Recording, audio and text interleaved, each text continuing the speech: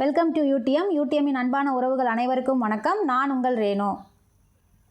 இந்த வீடியோவில் நம்ம என்ன பார்க்க போகிறோம் அப்படின்னா 12ஆம் வகுப்பு வரலாறு பிரிவிலிருந்து பாடம் 6 தான் பார்க்க போகிறோம். தேசியவாத அரசியலில் வகுப்புவாதம், இதை பற்றி தான் நாம் இந்த பாடத்தில் தெரிஞ்சுக்க போகிறோம். நாம் போன வீடியோவில் என்ன பாடம் பார்த்துருப்போம் அப்படின்னா பாடம் 5 பார்த்துருப்போம். 12th ஸ்டாண்டர்ட் வரலாறுலேருந்து பாடம் 5 பார்த்துருப்போம். ஏகாதிபத்தியத்திற்கு எதிரான போராட்டங்களில் புரட்சிகர தேசியவாதத்தின் காலம் அப்படிங்கிறது எப்படி இருந்தது அப்படின்னு பார்த்துருப்போம். அது ஃபுல்லாக என்ன மாதிரி இருந்திருக்கும், நமக்கு கம்யூனிஸ்ட் அப்படிங்கிறது இந்தியாவுக்குள்ளே வந்துடவே கூடாது அப்படிங்கிறத மையப்படுத்தி ஆங்கிலேயர்கள் அவங்க மேலே சதி வழக்கெல்லாம் போட்டிருப்பாங்க. அதுதான் நம்ம போன பாடங்களில் பார்த்துருப்போம். அது போக நமக்கு முதலாம் உலகப்போர் நடந்துட்டு இருந்த காலகட்டத்தில் இந்தியாவோட தொழில் வளர்ச்சி எப்படி இருந்தது, அது மட்டும் இல்லை, நமக்கு வால் ஸ்ட்ரீட், வட அமெரிக்காவில் இருக்கக்கூடிய வால் ஸ்ட்ரீட்டில் ஒரு உலக பொருளாதார பெருமந்தம் அப்படின்னு ஒன்று வந்துச்சு. அந்த பிஸ்னஸ் எல்லாம் லாஸ் ஆச்சு. அதனால் உலகம் ஃபுல்லாக எப்படி பாதிக்கப்பட்டது, பொருளாதாரத்தினால தொழில்கள்லாம் எப்படி வீழ்ச்சி அடைஞ்சது அப்படிங்கிறத நம்ம போன பாடத்தில் பார்த்து தெரிஞ்சிருப்போம். கம்யூனிஸ்ட் அப்படிங்கிறது இந்த கான்பூர் சதி வழக்கு அவங்க மேலே, அதாவது ஒரு 5 விதமான சதி வழக்குகள் அவங்க மேலே போட்டிருப்பாங்க. அதாவது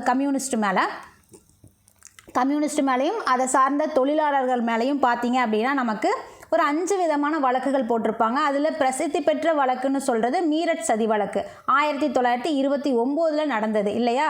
ஸோ அந்த வழக்கில் ஏன் பிரசித்தி பெற்ற சதி வழக்குன்னு சொல்கிறோம் அப்படின்னா, நமக்கு பிரிட்டன்லேருந்து கம்யூனிஸ்ட்வாதிகள் ஒரு 3 பேர் இங்கே வந்திருப்பாங்க இந்தியாவில் கம்யூனிஸ்ட்டை பரப்புறதுக்காக, விழிப்புணர்வை ஏற்படுறதுக்காக. அவங்கள அரெஸ்ட் பண்ணி பிரிட்டிஷ் ஆட்சி உள்ளே போட்டிருப்பாங்க. அதனால் அது ஒரு பேசு பொருளாக, சர்வதேச லெவலில் பேசு பொருளாக ஆயிருக்கும். அதனால் நமக்கு மீரட் சதி வழக்கு அப்படிங்கிறது ரொம்ப முக்கியம் அப்படின்னு பார்த்துருப்போம். அதே மாதிரி தான் கான்பூர் சதி வழக்கு அப்படின்னு பார்க்கும்போது ஒரு 13 பேர் மேலே குற்றப்பத்திரிகை தாக்கல் செய்யப்பட்டிருக்கும். ஆனால் இறுதியாக ஒரு 4 பேர் மேலே தான் அந்த சிறை தண்டனை அப்படிங்கிறது அவங்களுக்கு கிடச்சிருக்கும் அப்படிங்கிறத பார்த்துருப்போம். அடுத்ததாக பகத்சிங் அவர்கள். பகத்சிங்னாவே நமக்கு அவர் மத்திய சட்டப்பேரவையில் குண்டு வீசினது, இதெல்லாம் தான் நமக்கு டக்குன்னு அவரை பற்றி ஞாபகம் வரும். அதனால் அவருக்கு தூக்கு தண்டனை கிடச்சிருக்கோம் அப்படின்னு பார்த்துருப்போம். அப்புறம் சிட்டகாங் ஆயுதப்படை தாக்குதல், அதில் சூர்யா சென் அப்படிங்கிறவர் எப்படி செயல்பட்டார், அதில் பெண் புரட்சியாளர் ஒருத்தர், அதாவது சிட்டகாங் ஆயுதப்படையில் அவர் டீமில் இருந்த பெண் புரட்சியாளர் கல்பனா தத், அவங்க யார், அவங்க எழுதின சுயசரிதை என்ன, அதில் யாரை பற்றி மென்ஷன் பண்ணியிருக்காங்க அப்படிங்கிறதையெல்லாம் நாம் போன பாடங்களில் பார்த்துருப்போம். இந்திய தேசிய காங்கிரஸோட கராச்சி அமர்வு 1931 அடிப்படை உரிமைக்காக தீர்மானம் கொண்டு வந்தது. இது எல்லாம் தான் நமக்கு போன பாடங்களில் பார்த்தது. இந்தியாவோட தொழில்துறை வளர்ச்சியெல்லாம் பார்த்தீங்க அப்படின்னா நமக்கு பம்பாயில் தான் ஃபஸ்ட்டு டைமாக பார்த்தீங்க அப்படின்னா ஜவுளி ஆலை அப்படிங்கிறது கொண்டு வரப்பட்டிருக்கும். அடுத்ததாக சணல் எப்படி கொண்டு வரப்பட்டது கல்கத்தாவில். அடுத்ததாக நிலக்கரி, உலோகங்கள், எஃகு, அதாவது அந்த காலகட்டத்தில் பார்த்தீங்க அப்படின்னா இந்த பொறியியல் அப்படிங்கும்போது பொறியியல் டிபார்ட்மெண்டல், ரயில்வே அப்படிங்கிறது எந்த அளவுக்கு வளர்ச்சி அடைஞ்சது. அப்படியே காலம் போக போக இந்த 2வது உலகப்போர் வரத்துக்குள்ளே இந்தியாவில் தொழில் வளர்ச்சி அப்படிங்கிறது இந்த விமானத்தை தயார் பண்ணுறதுலேருந்து எல்லா டிபார்ட்மெண்ட்டுமே எந்த அளவுக்கு வளர்ச்சி அடைஞ்சது அப்படிங்கிறது தான் இந்தியாவோட தொழில்துறை வளர்ச்சியில் பார்த்து தெரிஞ்சிருப்போம். இப்போது இந்த பாடத்தில் நம்ம என்ன பார்க்க போகிறோம் அப்படின்னா தேசியவாத அரசியலில் வகுப்புவாதம் அப்படிங்கிறத பார்க்க போகிறோம். தேசியவாதம்னா என்னப்பா?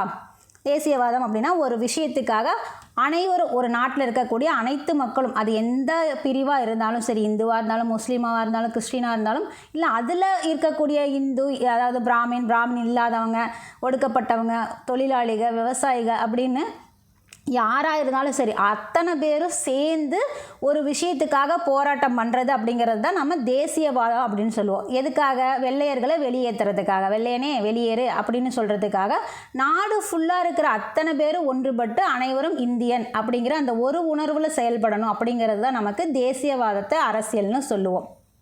அதில் வகுப்புவாதம் ஏன் வந்தது அப்படின்னா, நாம் நாட்டுக்காக போராடிட்டு இருக்கும்போதே நாட்டுக்குள்ளேயே ஒரு பிரச்சனைகளில் ஒரு சில பிரச்சனைகளில் போயிட்டு இருந்திருக்கும். நாட்டிலிருந்து வெளியேற்றுறதுக்காக, வெள்ளையர்களை வெளியேற்றுறதுக்காக ஒரு பெரிய பிரச்சனை இருந்தாலும் இங்கே நம்ம நாட்டுக்குள்ளேயே பார்த்தீங்க அப்படின்னா நான் உயர்ந்தவன், நீ தாழ்ந்தவன், கீழ் ஜாதி, மேல் ஜாதி, உனக்கு இந்த சலுகைகள்லாம் கிடையாது, உனக்கு இதில் உரிமை கிடையாது, நீ ஒடுக்கப்பட்டவன், நீ பெண், உனக்கு கல்வி கிடையாது, இந்த மாதிரி விவசாயிகள் அப்படின்னா அதாவது அதில் நிலவரி கொடுக்கறது, அதாவது முறையற்ற நிலவரி, நீ என்ன செய்யாமல் போ, உனக்கு விளைச்சல் கிடைக்காம போகட்டும், ஆனால் நிலப்பிரபுக்களுக்கு நிலவரி செலுத்துறது, தொழிலாளர்களுக்கு சரியான ஊதியம் கிடைக்காது, இந்த மாதிரி ஏகப்பட்ட பிரச்சனைகள் உள்ளே போயிட்டு இருந்திருக்கும்.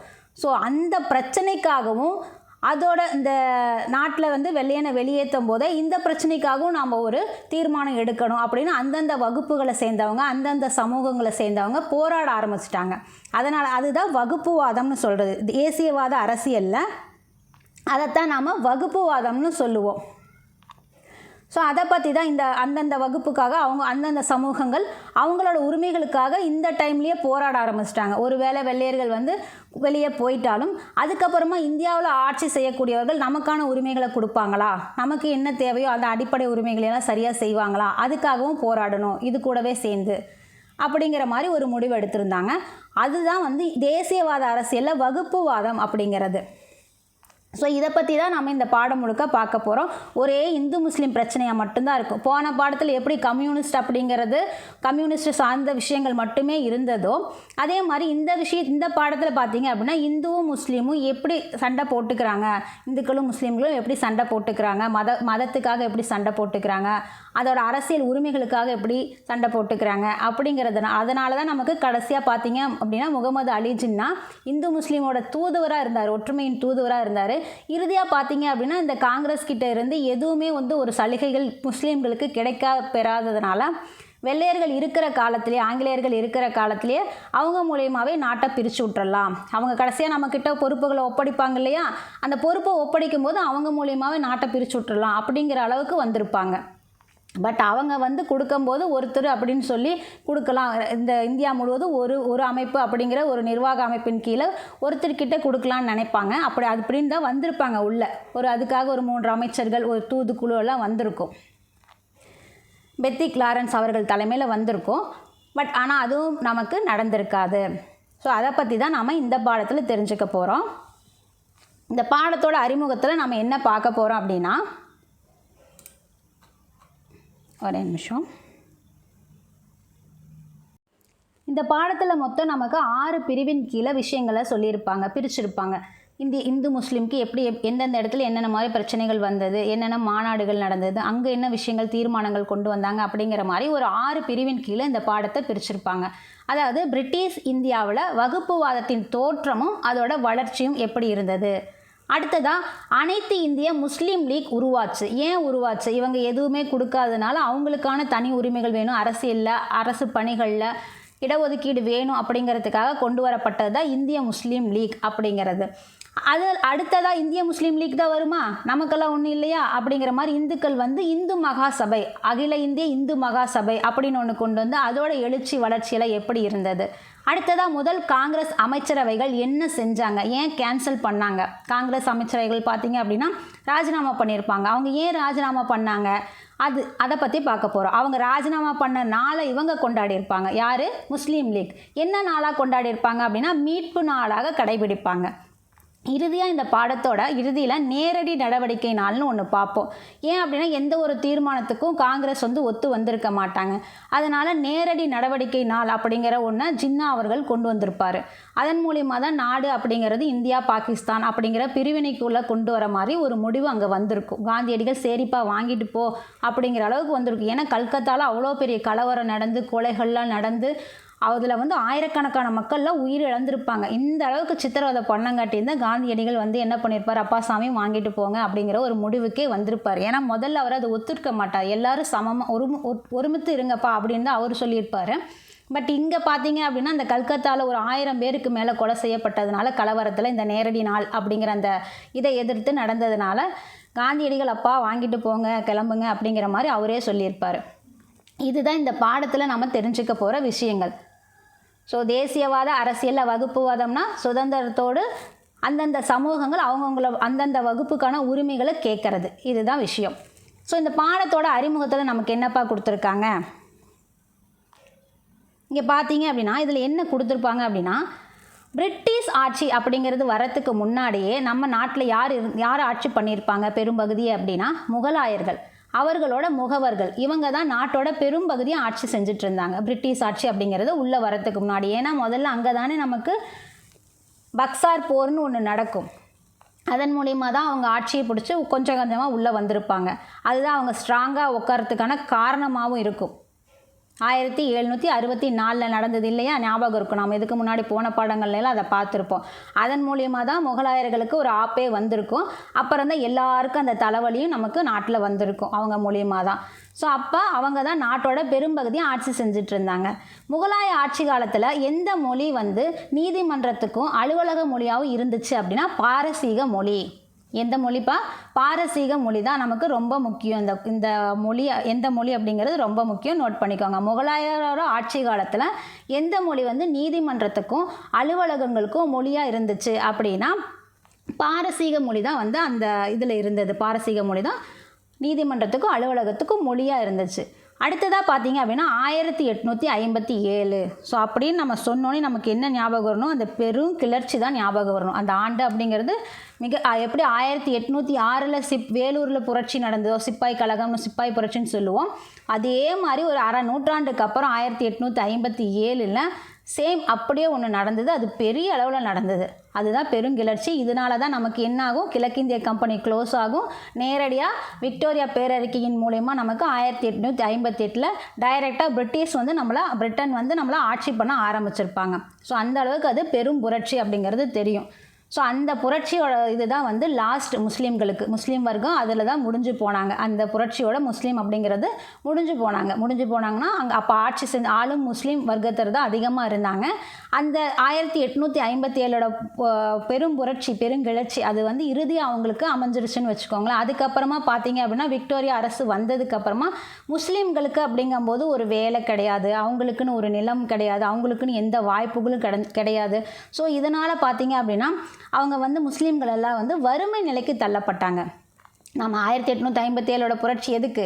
அவங்க வந்து இந்த மத உணர்வை தூண்டியிருப்பாங்க. 1806 சிப்பாய் கிளர்ச்சி வேலூர் கோட்டையில் நடந்ததும் வந்து அங்கேயும் வந்து மத உணர்வுகளை தூண்டியிருப்பாங்க. இஸ்லாமியர்களுக்கும் இந்துக்களுக்கும் உண்டான மத உணர்வுகளை தூண்டியிருப்பாங்க.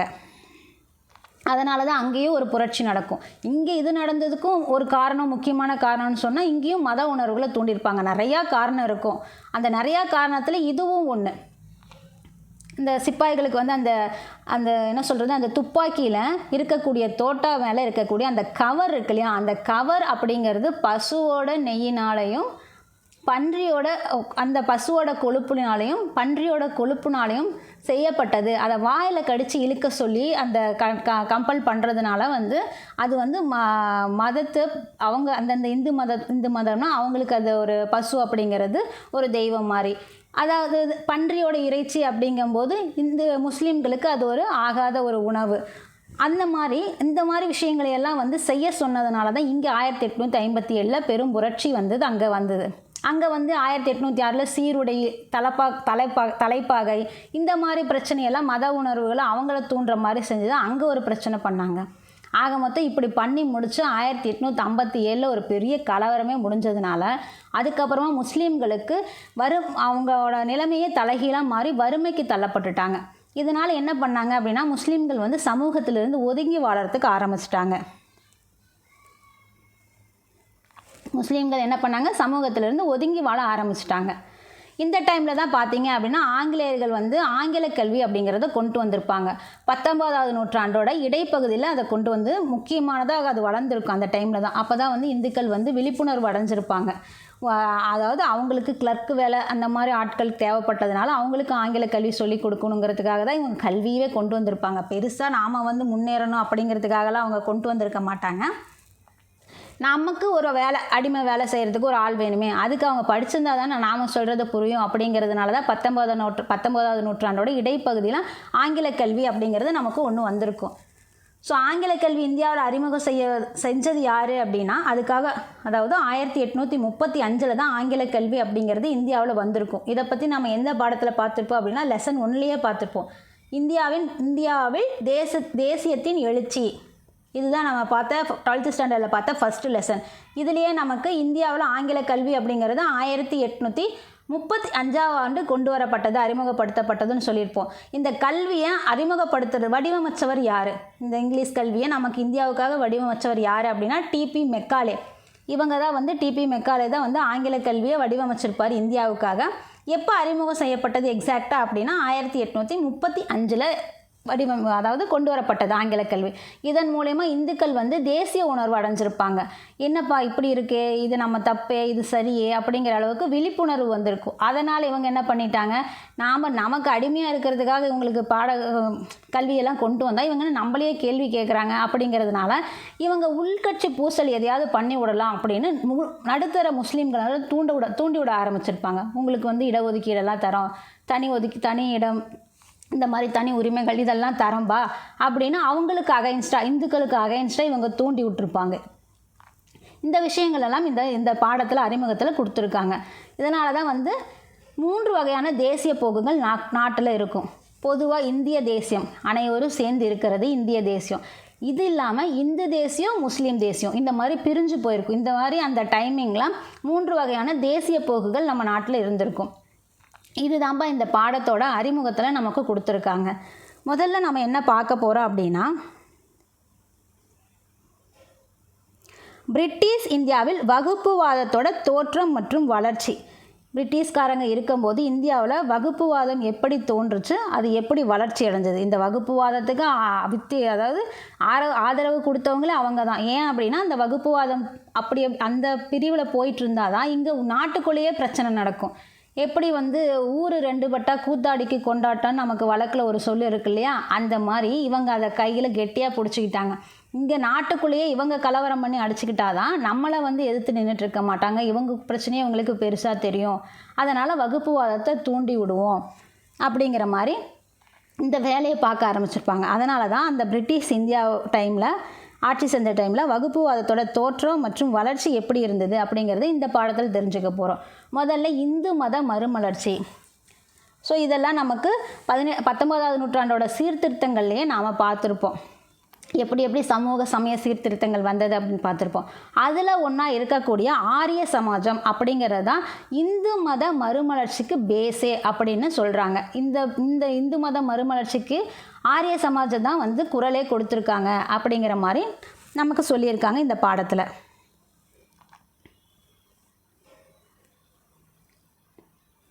இங்கே ஒருத்தர் இருக்கார், சர்வப்பள்ளி கோபால் அப்படிங்கிறவர். ஸோ சர்வப்பள்ளி கோபால் அப்படிங்கிறவர் யார் அப்படின்னா,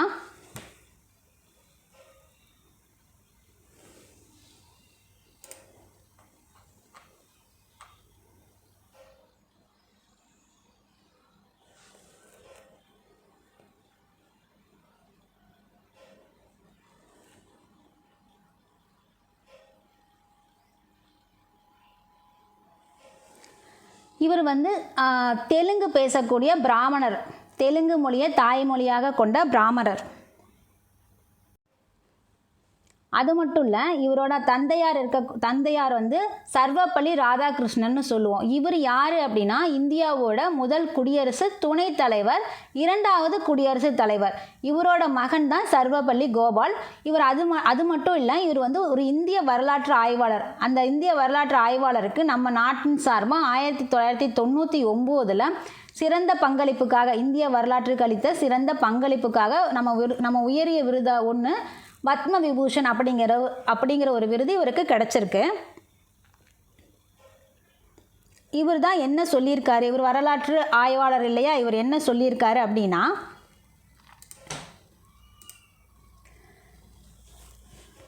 ஆயிரத்தி 875 நிறுவப்பட்ட ஆரிய சமாஜத்தின் மூலியமாக தான் இந்து மறுமலர்ச்சி அப்படிங்கிறதுக்கு குரல் வந்து எழுப்பப்பட்டது அப்படின்னு சொல்கிறாரு.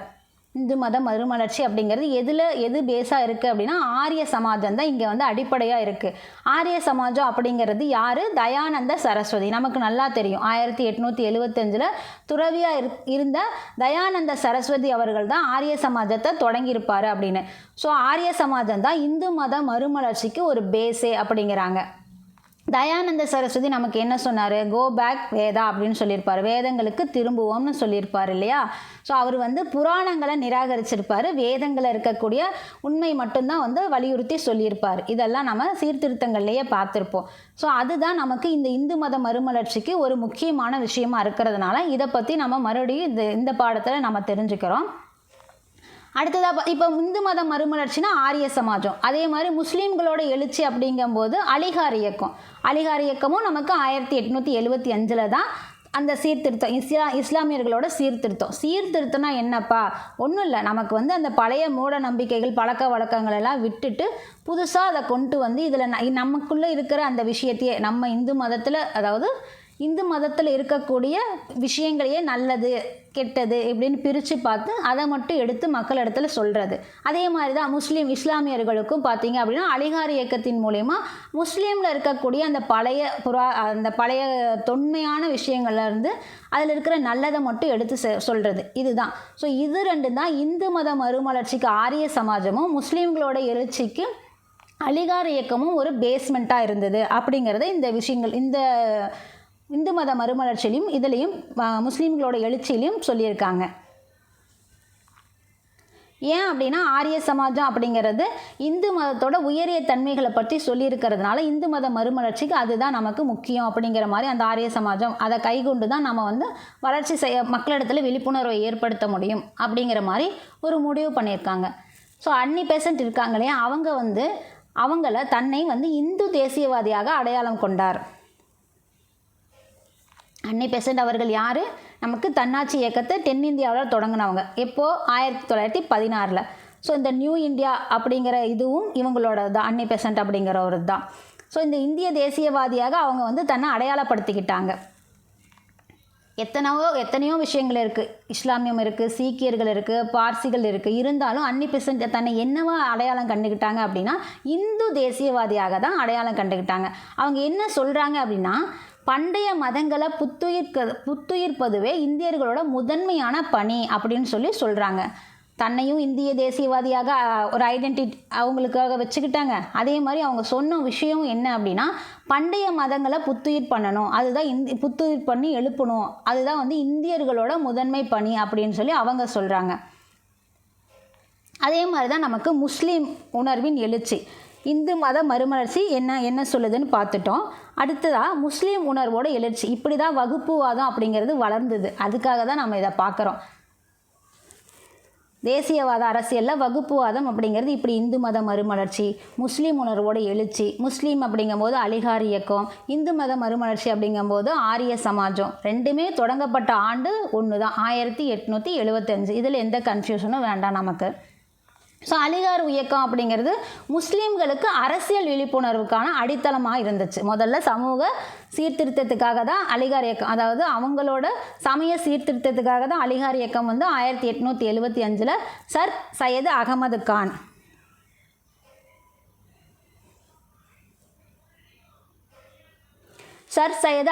கான் அவர்கள் வந்து இதை கொண்டுட்டு வந்திருப்பார் இல்லையா. ஸோ இப்போ அது எதுக்காக இந்த இடத்துல யூஸ் ஆகுது அப்படின்னா, ஒன்றும் இல்லை, அவங்களுக்காக ஒரு அரசியல், அவங்களுக்கும் அரசியலில் இடம் வேணும், அதுக்கு ஒரு விழிப்புணர்வு வேணும் அப்படின்னா அலிகார் இயக்கத்தில் ஃபுல்லாக யார் இருப்பாங்க? முஸ்லீம்கள் இருப்பாங்க. ஸோ அதை அந்த அலிகார் இயக்கத்தை, அந்த சீர்திருத்த இயக்கத்தை அப்படியே அரசியலுக்குள்ளே கொண்டு வராங்க. எப்படி வந்து நடிகர்கள் வந்து முதல்ல வந்து ரசிகர் மன்றம் ஆரம்பித்து அதை அப்படியே வந்து கட்சிக்கு கொண்டு வந்திருப்பாங்களோ, அதே மாதிரி அலிகார் இயக்கம் அப்படிங்கிறது சீர்திருத்தத்துக்காக கொண்டு வரப்பட்டிருந்தது. பின்னாட்களில் அதையே வந்து அரசியலுக்காக பயன்படுத்திட்டாங்க. முஸ்லீம்களுக்கு அரசியல் தனியாக வேணும், அவங்களுக்காக ஒரு இடஒதுக்கீடு, தனி தொகுதி வேணும். கவுண்டமணி கரகாட்டக்காரனில் சொல்கிற மாதிரி தனித்தவுளுங்கிற மாதிரி அவங்களுக்கும் ஒரு தனி தொகுதி வேணும் அப்படிங்கிற மாதிரி அவங்க அந்த இயக்கத்தை அரசியலுக்குள்ளே கொண்டு வந்துட்டாங்க. யார் நமக்கு அலிகார் இயக்கத்தை நிறுவனவர்? சர் சையது அகமது கான். இவங்களை தூண்டி விடுறது யார்? பிரிட்டிஷார். ஸோ இவங்களை தூண்டி விடுறதன் மூலியமாக தான் இந்து முஸ்லீம் பிரச்சனை போயிட்டுருக்கும், நம்மளை வந்து சீண்ட மாட்டாங்க அப்படிங்கிறதுக்காக பிரிட்டிஷார் இவங்களுக்கு ஆதரவு கொடுத்தாங்க. அதாவது சர் சையது அகமது கான் வந்து அவரோட நிறுவனமான அலிகார் கல்லூரிக்கு பிரிட்டிஷார் வந்து ஆதரவு கொடுத்துருப்பாங்க. எப்படி இழுக்கிறாங்க பார்த்தீங்களா, அவங்களாம் அவங்க சைடில் சப்போர்ட் பண்ணுற மாதிரி. பட் இதோட உள்நோக்கம் என்ன? நமக்கு இந்து முஸ்லீமை பிரிக்கிறது. பட் அவங்களுக்கு அது தெரியுமா, நமக்கு வந்து காங்கிரஸ் சப்போர்ட் பண்ணலை அப்படிங்கிற மாதிரி அவங்க யோசிச்சுட்டு, சப்போர்ட் பண்ணலைன்னா நம்ம மக்கள் என்ன ஆவாங்க அப்படிங்கிற மாதிரி அவங்களோட சிந்தனை போயிடுச்சு. அதனால் அவங்க போய் மாட்டிக்கிட்டாங்க. அலிகார் கல்லூரி நிறுவனத்துக்கு பிரிட்டிஷார் வந்து ஆதரவு கொடுக்குறாங்க.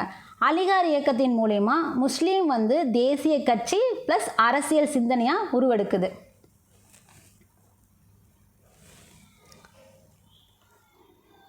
இதுக்கு இடையில் வாகாபிகள் அப்படின்னா வாகாபி அப்படின்னா அவங்க வந்து யார் அப்படின்னா, வாகாபி இயக்கம்னு ஒன்று இருக்குது. அது எப்போ அப்படின்னா 18ஆம் நூற்றாண்டில் அரேபியாவில் தோன்றிய ஒரு இஸ்லாமிய சீர்திருத்த இயக்கம். அதில் இருக்கக்கூடியவங்களை தான் வாகாபிகள்னு சொல்லுவோம். எங்கே தோன்றுச்சு? 18ஆம் நூற்றாண்டில் அரேபியாவில் தோன்றது தான் அந்த இஸ்லாமிய சீர்திருத்த இயக்கம் வாகாபி இயக்கம்னு சொல்லுவோம். அதில் இருக்கக்கூடியவர்களை தான் வாகாபிகள்னு சொல்லுவோம். ஏன் அப்படின்னா, முகமது இப்னு அப்துல் வாகாப் அப்படிங்கிறவரால் தான் இந்த இயக்கமானது தொடங்கப்பட்டது. அதனால் அது வாகாபிகள்னு சொல்லப்படுது. ஸோ அந்த வாகாபிகள் என்ன பண்ணுறாங்க அப்படின்னா, இஸ்லாமை அதோட மூல தூய்மைக்கு, அதோட ஆரம்பத்தில் அதோட தூய்மை எப்படி இருந்திருக்கும், ஒரு விஷயம் வருது அப்படின்னா ஆரம்பத்தில் எப்படி இருக்கும், ரொம்ப தெளிவாக இருந்திருக்கும், தெளிவான தண்ணி மாதிரி. எல்லோரும் போய் குதிச்சதுக்கப்புறம் அதை கசகசன்னு ஆயிரும். ஸோ அந்த மாதிரி இருக்கக்கூடாது. அதோட முஸ்லீமோட மூல தூய்மைக்கு எடுத்துகிட்டு போகணும் அப்படிங்கிறது அந்த வாகாபிகளோட வேலை. அவங்களும் மூட நம்பிக்கைகள் பழக்க வழக்கங்களை ஒழிக்கணும் அப்படிங்கிறதுக்காக தான் வாகாபிகளும் முயற்சி பண்ணாங்க. என்ன, அது இஸ்லாமியத்தில் அவங்க பண்ணிகிட்டு இருந்தது. அடுத்ததாக பார்த்தீங்க அப்படின்னா, நமக்கு அந்த டைமில் கிலாபத் இயக்கம் அப்படின்னு ஒன்று போயிட்டு இருந்தது. அவங்களும் வந்து முஸ்லீம்களோட அரசியல் உணர்வுகளை தூண்டி விட்டாங்க. கிலாபத் இயக்கத்தை பற்றி நம்ம போன பாடங்களே தெரிஞ்சிருப்போம் இல்லையா? எதுக்காக? நமக்கு முதல் உலகப் போரில் வந்து துருக்கி வந்து தோல்வியிட்டிருக்கும். ஜெர்மனிக்கு சப்போர்ட் பண்ணியிருப்பாங்க. அந்த டைமில் வந்து தோல்வி அடைஞ்சிருப்பாங்க. அப்போ வந்து ஆங்கிலேயர்கள் வந்து அவர்களுக்கு உதவி பண்ணுறதா போரின் போது சொல்லியிருப்பாங்க. போரில் தோல்வி அடைஞ்சதுக்கப்புறமா அந்த கலீபா இருக்கார் இல்லையா, இஸ்லாமியர்களோட புனித இடத்தெல்லாம் பாதுகாக்கக்கூடியவர் பேர் கலீபான்னு சொல்லுவோம். அந்த கலீபாவை வந்து கைவிட்டுருவாங்க. துருக்கி வந்து வேறொருத்தர்கிட்ட போனதுனால இந்த கலீபா என்ன ஆவார், அவரோட பதவி பறிக்கப்பட்டிருக்கும் இல்லையா? ஸோ அப்போ வந்து ஆங்கிலேயர்களை எதுக்கணும் அப்படிங்கிறது தான் கிலாபத் இயக்கத்தோட நோக்கமாக இருந்துச்சு. ஸோ அதுவும் இப்போ வந்து என்ன ஆகுது அப்படின்னா, அரசியலுக்குள்ளே வந்துடுது. முஸ்லீம்களை அரசியல் உணர்வை தூண்டுறதுக்காக அதுவும் உள்ளே வந்துடுது. 1870களில் ஸோ இது ரொம்ப முக்கியம். இது வந்து நமக்கு புக் பேக் கொஸ்டினாக கூட இருக்குது, ஒரு ஸ்டேட்மெண்ட் கொஸ்டினாக இருக்குதுன்னு வச்சுக்கோங்களேன். 1870களில் உருதுக்கு பதிலாக இந்தியும் அரேபிய எழுத்துக்கு பதிலாக நாகரீக எழுத்தும் அறிமுகப்படுத்தப்பட்டுச்சு. இதனால் யாருக்கு வந்து ஒரு பயம் வந்துச்சு அப்படின்னா, முஸ்லீம் தொழில் வல்லுநர்களிடத்தில் அது பயத்தையும் எதிர்ப்பையும் ஏற்படுத்துச்சு. என்னடா, உருதை தூக்கிட்டாங்க, இந்தியை கொண்டு வந்துட்டாங்க, அரேபியத்தை தூக்கிட்டாங்க, நாகரீக எழுத்தை கொண்டு வந்துட்டாங்க, இவங்க நம்மளை என்ன பாடுபடுத்த போகிறாங்களோ தெரியலையே அப்படிங்கிற மாதிரி முஸ்லீம் தொழில் வல்லுநர்களுக்கு பயத்தை ஏற்படுத்துச்சு. இதுதான் நமக்கு முஸ்லீம் உணர்வோட எழுச்சி. ஸோ இந்து மத மறுமலர்ச்சி என்னன்னு பார்த்தோம். ஆரிய சமாஜத்தை உள்ளே கொண்டு வந்து அவங்களுக்குன்னு ஒரு இது தனியாக அந்த இந்துக்களுக்குன்னு பெருமைப்படுத்தணும் அப்படின்னு அவங்க ஒரு வகுப்புவாதத்தில் வளர்ந்துட்டு இருந்தாங்க. நீங்கள் மட்டுமா, நாங்களும் தான் அப்படிங்கிற மாதிரி அலிகார் இயக்கத்தை கொண்டு வந்து, அந்த சீர்திருத்த இயக்கத்தை கொண்டு வந்து இவங்களும் அரசியலுக்குள்ளே கொண்டு வந்து முஸ்லீம் லீக்னு ஒன்று உருவாகிறதுக்கான அந்த போக்கில் இவங்க போயிட்டு இருந்தாங்க. அது ஒரு வகுப்புவாதமாக போச்சு. அடுத்ததாக பார்த்தீங்க அப்படின்னா, வந்துட்டார்ல பிரிட்டிஷாரோட பிரித்தாளும் கொள்கை. இவருக்கு இதுதான் வேலை. இவருக்கு இதுதான் வேலை அப்படின்னு சொல்கிற மாதிரி வந்துட்டார். ஸோ பிரிட்டிஷாரோட பிரித்தாளும் கொள்கை. நாம் இந்தியர்கள் வந்து எந்த காரணத்தை கொண்டும் ஒன்று சேர்ந்துடக்கூடாது. அதில் வந்து இவங்க வந்து ரொம்ப ஸ்ட்ராங்காக இருந்தாங்க. பிரிட்டிஷாரோட முக்கிய நோக்கமே ஒருங்கிணைந்த இந்திய அடையாளம் அப்படிங்கிற ஒன்று உருவாகாமல் தடுக்கிறது. ஸோ இந்தியர்களோட ஒற்றுமையை சிதைக்கும் விதமாக தான் இந்த பிரித்தாளும் கொள்கையை ஆங்கிலேயர்கள் வந்து கையாண்டாங்க. அதில் பம்பாய் ஆளுநர் இவர் தான், இந்த பிக்சரில் இருக்கார் இல்லையா, இவர் தான் பார்த்தீங்க அப்படின்னா பம்பாயோட ஆளுநராக இருந்தார். எல்பின் ஸ்டோன்னு சொல்லுவோம் இவரோட பேர் என்ன, எல்பின் ஸ்டோன். இவர் என்ன சொன்னார் அப்படின்னா, பழைய ரோமானிய இலட்சியமான டைவர்ட் எட் இம்பேரா, பிரித்தாளுதல் அப்படிங்கிறது நமதாக இருக்கணும் அப்படின்னு ஒரு லெட்டரில் எழுதியிருக்காரு. இவர் தான் அந்த விஷயத்தை சொன்னார். பழைய ரோமானிய லட்சியமான டைவர்ட் எட் இம்பீரா அப்படிங்கிறது நமதாக வேண்டும்னு சொல்கிறது யார்? பம்பாயோட ஆளுநராக இருந்த எல்பின் ஸ்டோன். ஸோ இதன் மூலயமா என்ன சொல்கிறாங்க, வகுப்புவாத, மதவாத, சாதிவாத பிரிவுகளை தூண்டி ஒருவருக்கொருவர் எதிராக நிற்க வைக்கணும் அப்படிங்கிறது தான் இவங்களோட நோக்கமே, பிரிட்டிஷாரோட நோக்கம். ஏன்? அப்போ தான் இந்தியர்களை தாங்கள் ஆளறதுக்கு எளிமையாக இருக்கும் அப்படிங்கிறதுனால. இவங்க அடிச்சுக்கும் போது அதை கைத்தட்டி வேடிக்கை பார்க்கலாம் இல்லையா, அதுக்காக தான் இந்த விஷயத்தை நாங்கள் கொண்டு வந்திருக்கோம் அப்படிங்கிறது இந்த எல்பின் ஸ்டோன் அவர் சொல்லியிருக்காரு. பிரித்தாளுதல் அப்படிங்கிறது எப்போவுமே நமக்கு சொந்தமானதாக இருக்கணும் அப்படிங்கிற மாதிரி இந்த இதில் சொல்லியிருக்காரு. வகுப்புவாத கருத்தியல் அப்படிங்கிறது, வகுப்புவாத கருத்தியல் சார்ந்த அரசியலுக்கு சட்டப்பூர்வ அங்கீகாரத்தையும் கௌரவத்தையும் பிரிட்டிஷ் அரசாங்கம் வழங்கினாங்க. எதுக்கு? பிரிட்டிஷ் அரசாங்கம் சட்டப்பூர்வ அங்கீகாரத்தையும் கௌரவத்தையும் எதுக்கு கொடுத்தாங்க? வகுப்புவாத கருத்தியல் சார்ந்த அரசியலுக்கு. நீங்கள் வகுப்புவாத அரசியல் பண்ணுங்கடா சாமிங்களா, அதுக்கு நாங்கள் தான் இங்கே இருக்கோம், நாங்கள் தானே கெத்து, ஸோ நாங்கள் உங்களுக்கு அங்கீகாரத்தை கொடுக்குறோம், சட்டப்பூர்வமாக அங்கீகாரத்தையும் கொடுக்குறோம், கௌரவத்தையும் கொடுக்குறோம் வகுப்புவாதத்துக்கு அப்படின்னு சொல்லியிருக்காங்க. அதனால தான் பிரித்தாளுதல் அப்படிங்கிறது நமதாக வேண்டும் அப்படிங்கிறது பம்பாய் ஆளுநர் எல்பின்ஸ்டோன் சொல்லியிருக்காரு. இதுதான் பிரிட்டிஷாரோட பிரித்தாளும் கொள்கையில் நாம் பார்த்த விஷயங்கள். அடுத்ததாக இதுக்கு காங்கிரஸோட நடவடிக்கைகள் எப்படி இருந்தது?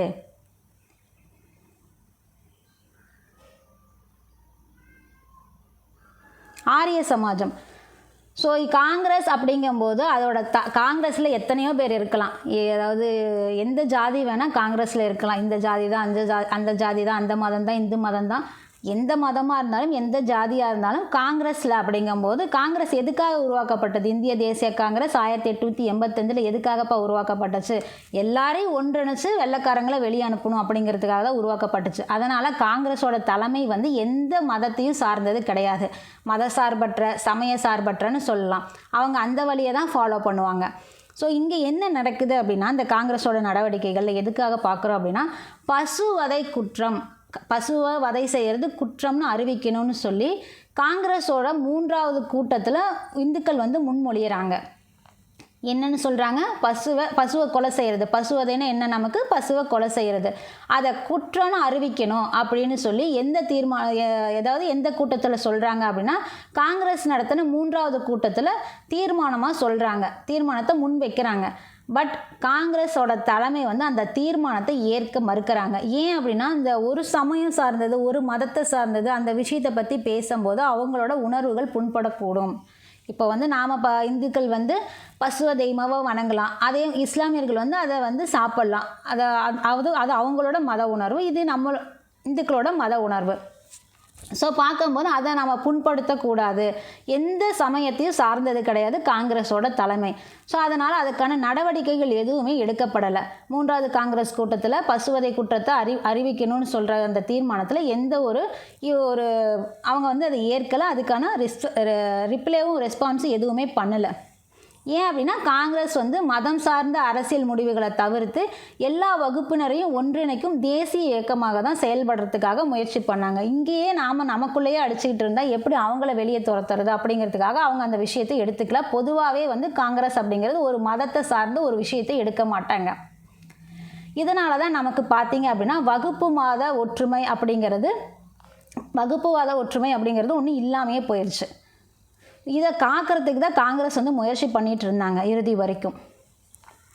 அடுத்ததாக பார்த்தீங்க அப்படின்னா, இங்கே பசுவதையை பற்றி தெரிஞ்சிருப்போம். காங்கிரஸோட நடவடிக்கைகள், பசுவதையில் என்ன நடந்தது ஒன்றுமே அவங்க முடிவெடுக்கல. அதுதான் நாம் இந்த பேராகிராஃபில் நம்ம தெரிஞ்சுக்கிட்டது. அடுத்ததாக பார்த்தீங்க அப்படின்னா, இவர் தான் நமக்கு அலிகார் இயக்கத்தை தொடங்கினவர், சீர்திருத்த இயக்கம் அதை தொடங்கினவர் சர் சையது அகமது கான்னு சொல்லுவோம். அலிகார் இயக்கத்தோட நிறுவனர் ப்ளஸ் கல்வி முன்னேற்றவாதி. முஸ்லீம்களுக்கும் கல்வி கிடைக்கணும், வேலைவாய்ப்புகள் கிடைக்கணும், சமமாக எல்லாமே கிடைக்கணும் அப்படின்னு நினச்ச ஒரு முன்னேற்றவாதி தான் சர் சையது அகமது கான். ஆரம்பத்தில் இவர் கூட இந்திய தேசிய காங்கிரஸை தான் ஆதரித்தார். பின்னாட்களில் தான் பார்த்தீங்க அப்படின்னா, இந்துக்கள் ஆளக்கூடிய நாட்டில்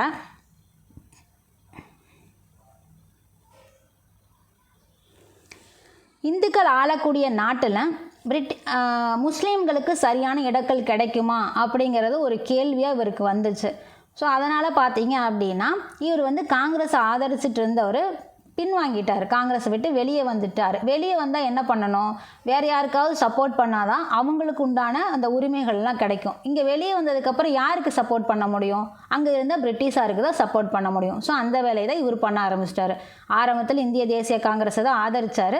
பின்னாடி அவர் என்ன யோசிச்சார் அப்படின்னா, இந்துக்கள் ஆளக்கூடிய நாட்டில் முஸ்லீம்களுக்கு சரியான உரிய இடம் கிடைக்காது, அதனால் நம்ம வெளியே போயிடலாம். வெளியே போனவர் என்ன பண்ணார் அப்படின்னா, பிரிட்டிஷாரை ஆதரிக்க ஆரம்பிச்சிட்டாங்க. ஒருவேளை நம்ம பிரிட்டிஷாரை ஆதரித்தோம் அப்படின்னா ஏன்னா இவங்க தானே வந்து அந்த அலிகார் அந்த நிறுவனத்தை அந்த கல்லூரியை கட்டுறதுக்கு பிரிட்டிஷார் தான் இவருக்கு உதவி செஞ்சுருப்பாங்க, ஆதரவு கொடுத்துருப்பாங்க. அதனால் இவர் என்ன பண்ணியிருப்பார், சரி ஓகே நம்மளோட தேவைகளை உரிமைகளை முறையாக வந்து இவங்கக்கிட்டேயே கேட்டு வாங்கிக்கலாம், காங்கிரஸை நம்பியிருக்கிறது வேஸ்ட்டு அப்படின்னு சொல்லி இவர் முடிவு பண்ணிட்டார். சையது அகமது கான் வந்து முடிவு பண்ணிட்டார். அதனால் இவரோட ஃபாலோவர்ஸ் எல்லாம் இருப்பாங்க இல்லையா, அவங்க என்ன பண்ணிட்டாங்க, இவர் யாருக்கு கை காட்டுறாரோ அவங்கள ஃபாலோ பண்ண ஆரம்பிச்சிட்டாரு. ஸோ இவர் யாரை கை காட்டுறாரு, பிரிட்டிஷாரை கை காட்டுறாங்க. அதனால் வட இந்திய முஸ்லீம்கள் பெரும்பாலும் பார்த்தீங்க அப்படின்னா இவரோட ஃபேன்ஸ் தான். ஸோ அவங்களாம் என்ன பண்ண ஆரம்பிச்சிட்டாங்க, இவரே ஹெட்டே வந்து பிரிட்டிஷாரை தான் ஆதரிக்க சொல்கிறாரு. ஸோ நாமளும் அவங்களே ஃபாலோ பண்ணிடலாம், அவங்களுக்கே ஆதரவு கொடுக்கலாம். ஸோ அவங்க என்ன வேணால் நாட்டில் பண்ணிட்டு போகட்டும், பட் நமக்கான உரிமைகள்லாம் அவங்க நமக்கு கொடுத்தா போதும் அப்படிங்கிற மாதிரி வந்துட்டாங்க. அவங்கள விட்டு வெளியே துரத்தணும், நாட்டை விட்டு வெளியே துரத்தணுங்கிற அந்த எண்ணம் போய் அவங்க என்னமோ பண்ணிட்டு போகட்டும்பா, நமக்கான உரிமைகள் கிடைச்சா போதும் அப்படிங்கிற அந்த இயல்பான அந்த மனநிலைமைக்கு அவங்க வந்துட்டாங்க. ஸோ இந்த பிரதிநிதிகள், இந்த முஸ்லீம்களுக்கு இத்தனை பேர் முஸ்லீம்கள் இருக்காங்கன்னா இத்தனை பேர்த்துக்கு ஒரு பிரதிநிதிகள், முஸ்லீம் பிரதிநிதிகள் இருக்கணும். அதே மாதிரி அரசு பணி தேர்வுகளில் இருந்தது அப்படின்னா முஸ்லீம்களுக்கு இத்தனை பணிகள் அவங்களுக்குன்னு கிடைக்கணும் அப்படிங்கிற மாதிரி அந்த விஷயங்களை எல்லாம் பற்றி யோசிக்க ஆரம்பிச்சு தான் இவங்க வந்து பிரிட்டிஷாரை ஃபாலோ பண்ண ஆதரவு கொடுக்க ஆரம்பிச்சிட்டாங்க. இங்கே வந்து முஸ்லீம்கள் சிறுபான்மையாக இருந்ததுனால பிரதிநிதி தேர்தல் அமைப்புகள் அவர்களது அரசியல் உரிமைகள் குறைந்துவிடும் அப்படிங்கிற பயத்தை ஏற்படுத்துச்சு.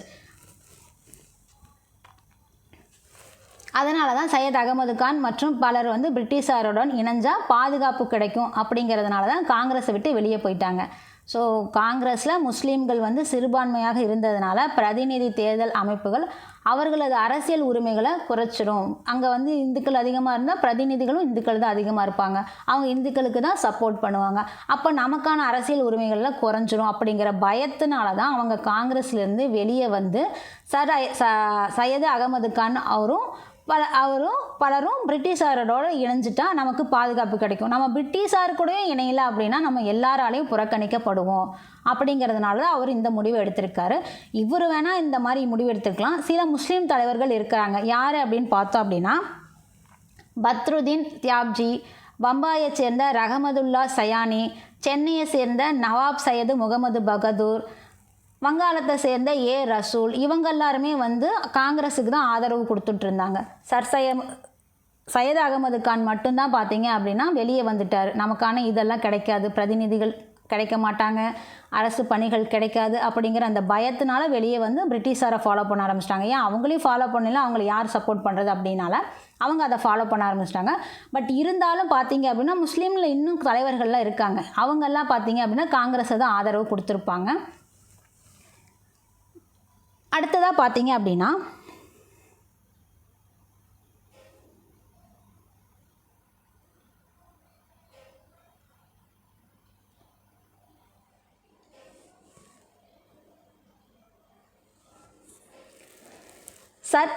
சையது அகமது கானும் அவரோட சேர்ந்து லண்டன் பிரிவு கவுன்சிலுக்கு தேர்ந்தெடுக்கப்பட்ட முதல் இந்தியர். இது ரொம்ப முக்கியம். இந்த பாயிண்ட் வந்து நமக்கு வந்து புக் பேக் கொஸ்டின்லேயே இருக்குது. என்ன அப்படின்னா சையது அகமது கானும் லண்டன் பிரிவு கவுன்சிலருக்கு தேர்ந்தெடுக்கப்பட்ட முதல் இந்தியர் யார் அப்படின்னு கேட்டிருக்காங்க. முதல் இந்தியர் வந்து சையது அமீர் அலி. கன்ஃபியூஸ் ஆகிக்காதீங்க, அலிகார் இயக்கத்தை தொடங்கினவர் சையத் அகமது கான், அது கான், இது அலி. என்ன அலி அப்படின்னா முதல் இந்தியர், லண்டன் பிரிவுக்காக கவுன்சிலுக்காக தேர்ந்தெடுக்கப்பட்ட முதல் இந்தியர் யாருன்னா சையது அமீர் அலி. இவங்க ரெண்டு பேரும் காங்கிரஸ் வந்து இந்துக்களை மட்டும்தான் பிரதிநிதித்துவம் படுத்துது அப்படிங்கிற மாதிரி ஒரு குற்றத்தை வைக்கிறாங்க. அதனால் பார்த்தீங்க அப்படின்னா 1885 நமக்கு பம்பாயில் காங்கிரஸோட முதல் கூட்டம் நடக்குது. அந்த ஆண்டு தான் தொடங்கப்படுது இந்திய தேசிய காங்கிரஸ். அந்த ஆண்டில் தான் பார்த்தீங்க அப்படின்னா பம்பாயில் காங்கிரஸோட முதல் கூட்டமும் நடக்குது. அதில் எத்தனை பேர் கலந்துக்கிறாங்க, 72 பிரதிநிதிகள் கலந்துக்கிறாங்க. அந்த 72 பிரதிநிதிகள்லையும் 2 பேர் மட்டும்தான் முஸ்லீம்களாக இருக்கிறாங்க. ஏன் அப்படின்னா இவங்களுக்கு காங்கிரஸுக்கு ஆதரவு கொடுத்துட்டா நம்ம வந்து யாரோட பகையை சம்பாதிக்க வேண்டியது இருக்கும், பிரிட்டிஷாரோட பகையை சம்பாதிக்க வேண்டியதாக இருக்கும். அதனால் காங்கிரஸை வந்து முழுமையாக எதிர்க்க ஆரம்பிச்சிட்டாங்க. ஒரு சில தலைவர்கள், முஸ்லீம் தலைவர்கள் பார்த்தீங்க அப்படின்னா காங்கிரஸில் முஸ்லீம்கள் பங்கேற்றால் அது ஆட்சியாளர்களிடத்திலிருந்து அவர்களோட இனத்துக்கு பாதகமான விளைவுகளை ஏற்படுத்தும் அப்படிங்கிற அடிப்படையில் காங்கிரஸை முழுமையாக எதிர்க்க ஆரம்பிச்சிட்டாங்க. ஸோ இதுதான் பார்த்தீங்க அப்படின்னா சையது அகமது கானோட பங்கு வகுப்புவாதத்தில். அடுத்ததாக உள்ளாட்சி தேர்தல்களில் வகுப்புவாதம் எப்படி இருந்தது அப்படிங்கிறத பார்க்க போகிறோம். இந்த பாடம் ஃபுல்லாக வகுப்புவாதம் தான். இஸ்லாமியர்களுக்கும் இந்துக்களுக்கும் இருக்கக்கூடிய அந்த போருங்கிற போட்டிகள் தான். ஒவ்வொரு இடத்துலையும் எந்தெந்த இடத்துக்கும் எப்படி எப்படி போட்டி போடுறது அப்படிங்கிறது தான் இந்த பாடத்தில் இருக்க போகுது. அடுத்ததாக உள்ளாட்சி தேர்தல்களில் வகுப்புவாதம் அப்படிங்கிறது எப்படி இருந்தது அப்படின்னா 1880களில்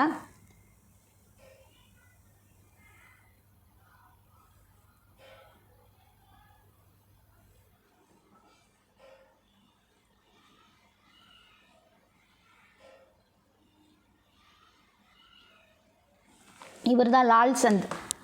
ஸோ தலப்பாக்கட்டி பிரியாணி, திண்டுக்கல் தலப்பாக்கட்டி பிரியாணியில் இருக்கிற மாதிரியே இருக்கார். ஸோ இவர் தான் பார்த்தீங்க அப்படின்னா லால்சந்த். ஸோ இவருக்கு உள்ளாட்சி தேர்தலுக்கு என்ன சம்மந்தம் அப்படின்னா, இவர் அந்த உள்ளாட்சி தேர்தலை பற்றி ஒரு விஷயம் சொல்லியிருப்பார். அது உள்ளாட்சி தேர்தலா இல்லை, அது அரசியல் மாதிரியே தெரியல, மதவாதம் மாதிரி தெரிஞ்சுது அப்படிங்கிற மாதிரி சொல்லியிருப்பார்.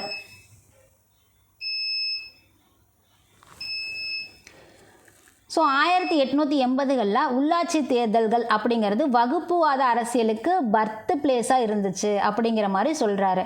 நகராட்சி உறுப்பினர்கள் பார்த்தீங்க அப்படின்னா தங்களோட மதத்தையோ சமூகத்தையோ பிரதிநிதித்துவப்படுத்துறதுக்காக தங்களோட பதவிகளை பயன்படுத்திக்கிட்டாங்க. நகராட்சி உறுப்பினர்களாக இருக்கிறவங்க மக்களுக்காக பாடுபடுறதை காட்டிலும் மதத்தையோ சமூகத்தையோ முக்கியத்துவப்படுத்துறதுக்காக தங்களோட பதவிகளை பயன்படுத்திக்கிட்டாங்க. நகராட்சியோட ஹெட்டாகவே இருக்கட்டுமே, அவர் என்ன பண்ணுறாரு, தங்களோட மதத்தையும் சமூகத்தையும் பிரதிநிதித்துவப்படுத்துறதுக்கு அவரோட பதவியை பயன்படுத்திக்கிட்டாரு.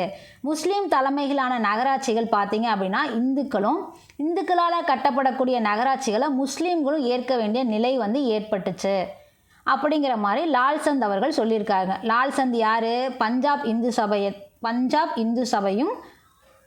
இந்து சபையையும் ஆரிய சமாஜத்தையும் சேர்ந்தவர்.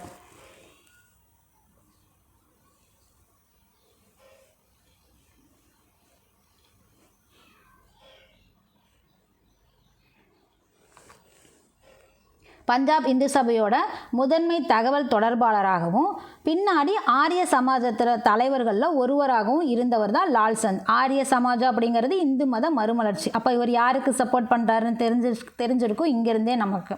லால்சந்த் அவர்கள் யாருக்கு சப்போர்ட் பண்ணுறாங்க அப்படிங்கிறது. ஸோ அவர் பார்த்தீங்க அப்படின்னா சில நகராட்சிகள் மத அடிப்படையில் அமையப்பட்டதை எடுத்து காட்டியிருக்காரு. இது உள்ளாட்சி தேர்தல்களில் வகுப்புவாதம். அதனால் இந்த நகராட்சியில் என்ன நடந்தது அப்படிங்கிற விஷயத்தை லால்சந்த் அவர்கள் சொல்லியிருக்காரு. ஸோ இதில் பார்த்தீங்க அப்படின்னா லால்சந்த் யார்? பஞ்சாப் இந்து சபையையும் ஆரிய சமாஜத்தையும் சேர்ந்தவர். அவர் சில நகராட்சிகள் மத அடிப்படையில் அமையப்பட்டதை எடுத்து கூறியிருக்காரு இல்லையா? அதில் என்ன சொல்லியிருக்காரு அப்படின்னா, ஒரு நகராட்சி தலைவர் இருக்கார் அப்படின்னா அவரோட வலதுபுறத்தில் ஆரிய வர்க்கத்தை சார்ந்த பழைய ரிஷிகளோட வம்சாவளியினரும் இடதுபுறத்தில் முஸ்லீம்களும் அமர்ந்திருந்தாங்க. இதை பார்க்கும்போது ஒரு அரசியல் மீட்டிங் மாதிரி தெரியல, மத அடையாளமாக மாறி இருந்தது அப்படிங்கிற மாதிரி சொல்லியிருக்காரு. மக்கள் எல்லாம் பார்த்தீங்க அப்படின்னா உறுப்பினர்களாக இல்லாமல் இந்து முஸ்லீம் பிரிவினுடைய பிரதிநிதிகளாக தான் அவங்கள உணர்ந்தாங்க அப்படிங்கிற மாதிரி இந்த உள்ளாட்சி தேர்தலோட வகுப்புவாதத்தில் இவர் சொல்லியிருக்காரு. இவ்வாறான வகுப்புவாத அம்சங்கள் பார்த்தீங்க அப்படின்னா மக்களாட்சியை பாதிச்சிருக்கு. ஏன் அப்படின்னா இங்கே மக்களுக்காக போராடுறதை காட்டிலும் அவங்களோட சமயங்களுக்காகவும் மதத்துக்காகவும் பிரதிநிதித்துவப்படுத்துறதுல தான் குறியாக இருந்திருக்காங்க. பார்க்கும்போதே ரைட் சைடில் ஒருத்தர் லெஃப்ட் சைடில் ஒருத்தர்னு உட்காரும்போது இதை பார்த்தா அரசியல் மாதிரியாக தெரியுது, நமக்கு இந்து முஸ்லீம் பிரதிநிதிகளாக தான் பார்க்க முடியுது அப்படிங்கிற மாதிரி இவர் சொல்லியிருக்காரு. மக்கள் ஒருமித்த இந்தியர்களாக இல்லாமல் மதவினராகவும் வகுப்பினராகவும் அந்த அடையாளத்தோடு தான் செயல்பட்டாங்க இந்த நகராட்சி தேர்தலில் உள்ளாட்சி தேர்தலில் அப்படிங்கிற மாதிரி லால்சந்த் அவர்கள் சொல்லியிருக்காரு இந்த வகுப்புவாதத்தில். அடுத்ததாக பார்த்தீங்க அப்படின்னா காங்கிரஸோட பலவீன கொள்கை. ஸோ இது பலவீன கொள்கைன்னு ஏன் சொல்கிறோம் அப்படின்னா, இவங்க எந்த சமயத்தையும் சார்ந்து பதில் சொல்ல மாட்டாங்க, எந்த சமயத்தையும் புண்படுத்தக்கூடாது, எல்லாரையும் ஒன்றிணைச்சு தான் அந்த ஒரு வழியில் கொண்டுட்டு போகணும் அப்படிங்கிறது தான் இந்த காங்கிரஸோட கொள்கை. இதுவே அவங்களுக்கு பலவீனம் ஆயிடுச்சு, இதுதான் அவங்களோட வீக்னஸ் அப்படிங்கிற மாதிரி ஆயிடுச்சு. ஏன் அப்படின்னா நமக்கு 1905 என்ன நடந்தது எல்லாருக்கும் நல்லா தெரியும், வங்காள பிரிவு நடந்தது. ஸோ அந்த வங்காள பிரிவை தொடர்ந்து தான் நமக்கு சுதேசி இயக்கம் ஒன்று கொண்டு வரப்பட்டது. ஸோ இந்த சுதேசி இயக்கத்தை ஆதரித்த முஸ்லீம்களை பார்த்தீங்க அப்படின்னா காங்கிரஸோட தரகர்கள் அப்படின்னு குற்றம் சாட்டினாங்க. யார் அப்படின்னா இந்த காங்கிரஸ், அதாவது காங்கிரஸ்லேருந்து வெளியே இருக்கிறவங்க, அவங்க மேலே தப்பு சொல்கிறவங்க, உண்மையாலுமே சுதேசி இயக்கத்துக்காக வங்காளத்தை ஏன் பிரிச்சிங்க அப்படிங்கிறதுக்காக உண்மையாலுமே அந்த கொஸ்டின் கேட்டுட்டு இருந்த அந்த முஸ்லீம்களை காங்கிரஸுக்கு தரகர்கள் மாதிரி செயல்பட்டுட்டு இருக்கீங்க அப்படிங்கிற மாதிரி அவங்க மேலே ஒரு குற்றச்சாட்டை வச்சதுக்கு காங்கிரஸ் வந்து எந்த ஒரு பதிலும் சொல்லலை. இல்லைப்பா, அவங்க உண்மையாலுமே வந்து இதுக்காக தான் பாடுபடுறாங்க, சுதேசி இயக்கத்துக்காக தான் வந்து ஆதரிக்கிறாங்க அப்படிங்கிற மாதிரி எந்த ஒரு பதிலும் சொல்லாமல் அமைதியாக இருந்துட்டாங்க. ஸோ அதனால் அங்கே சப்போர்ட் பண்ணிகிட்டு இருந்த சுதேசி இயக்கத்தை ஆதரித்த முஸ்லீம்கள் பார்த்திங்க அப்படின்னா அவங்க வந்து ஒரு என்ன சொல்கிறது, நம்பிக்கை இழந்துட்டாங்க. நம்ம இங்கே வந்து காங்கிரஸுக்கு சப்போர்ட் பண்ணிகிட்ருக்கோம், உண்மையாலுமே பண்ணிகிட்ருக்கோம், பட் இவங்க நம்மளை காங்கிரஸோட தரகர்கள்னு வந்து ஏளனமாக பேசுகிறாங்க, சுதேசி இயக்கத்தை நம்ம சைட்லேருந்து ஆதரவு கொடுத்தாலும் காங்கிரஸோட தரகர்கள்னு சொல்லி ஏளனம் பண்ணுறாங்க, அதுக்கு வந்து இவங்க பதில் சொல்லாமல் இருக்காங்க. அதனால் நமக்கு வந்து காங்கிரஸ் மேலே ஒரு நம்பிக்கை இழப்பு ஏற்பட்டுறது, தேசியவாத முஸ்லீம்களுக்கு நம்பிக்கை இழப்பு ஏற்பட்டுறது. இதனால் இந்த பலவீன கொள்கையால் தான் வகுப்புவாத அரசியல் அப்படிங்கிறது இன்னும் ரொம்ப ஸ்ட்ராங்காக வந்து உருவாக ஆரம்பிச்சிருது. 20வது நூற்றாண்டோட தொடக்கத்தில் பார்த்தீங்க அப்படின்னா, ஸோ இதில் ஜவஹர்லால் நேரு ஒரு கருத்தை சொல்லியிருப்பார். இந்து முஸ்லீம் அடிச்சுக்கிறாங்க இல்லையா, அதில் அவர் ஒரு கருத்தை சொல்லியிருக்காரு. என்ன அப்படின்னா, இந்து முஸ்லீம் வகுப்புவாதம் நடுத்தர வகுப்புகளிடையே நடந்த மோதல்களின் விளைவு தான். மனசாட்சி இருக்கக்கூடிய இந்துவோ முஸ்லீம்களோ இந்த பொதுமக்கள் பார்த்தீங்க அப்படின்னா இந்த வகுப்புவாதத்திலிருந்து முற்றிலுமாக விலகி தான் இருந்தாங்க. இது வந்து நடுத்தர வர்க்கத்தில் ஒரு சிலருக்குள்ளான பிரச்சனை தான் வந்து நடந்திருக்கு. மனசாட்சி இருக்கிறவங்க இந்த வகுப்புவாதத்துக்குள்ளே போகல. அது இந்துவாக இருந்தாலும் சரி, முஸ்லீமாக இருந்தாலும் சரி, எந்த பொதுமக்களாக இருந்தாலும் இந்த வகுப்புவாதத்துக்குள்ளே இருந்து வெளியே தான் விலகி இருந்தாங்க அப்படின்னு சொல்லி ஜவஹர்லால் நேரு அவர்கள் வந்து சொல்லியிருக்காங்க. இந்த பிரச்சனையை குறித்து அவர் சொன்ன கருத்து தான் இது. ஸோ 20வது நூற்றாண்டோட தொடக்கத்தில் அரசியல் தீவிரவாதம் மற்றும் சமய பழமைவாதம் இணைஞ்சு செயல்பட்டதுனால தேசிய எழுச்சியில் மத அடையாளங்களுக்கு தான் முக்கிய பங்கு கிடைச்சது.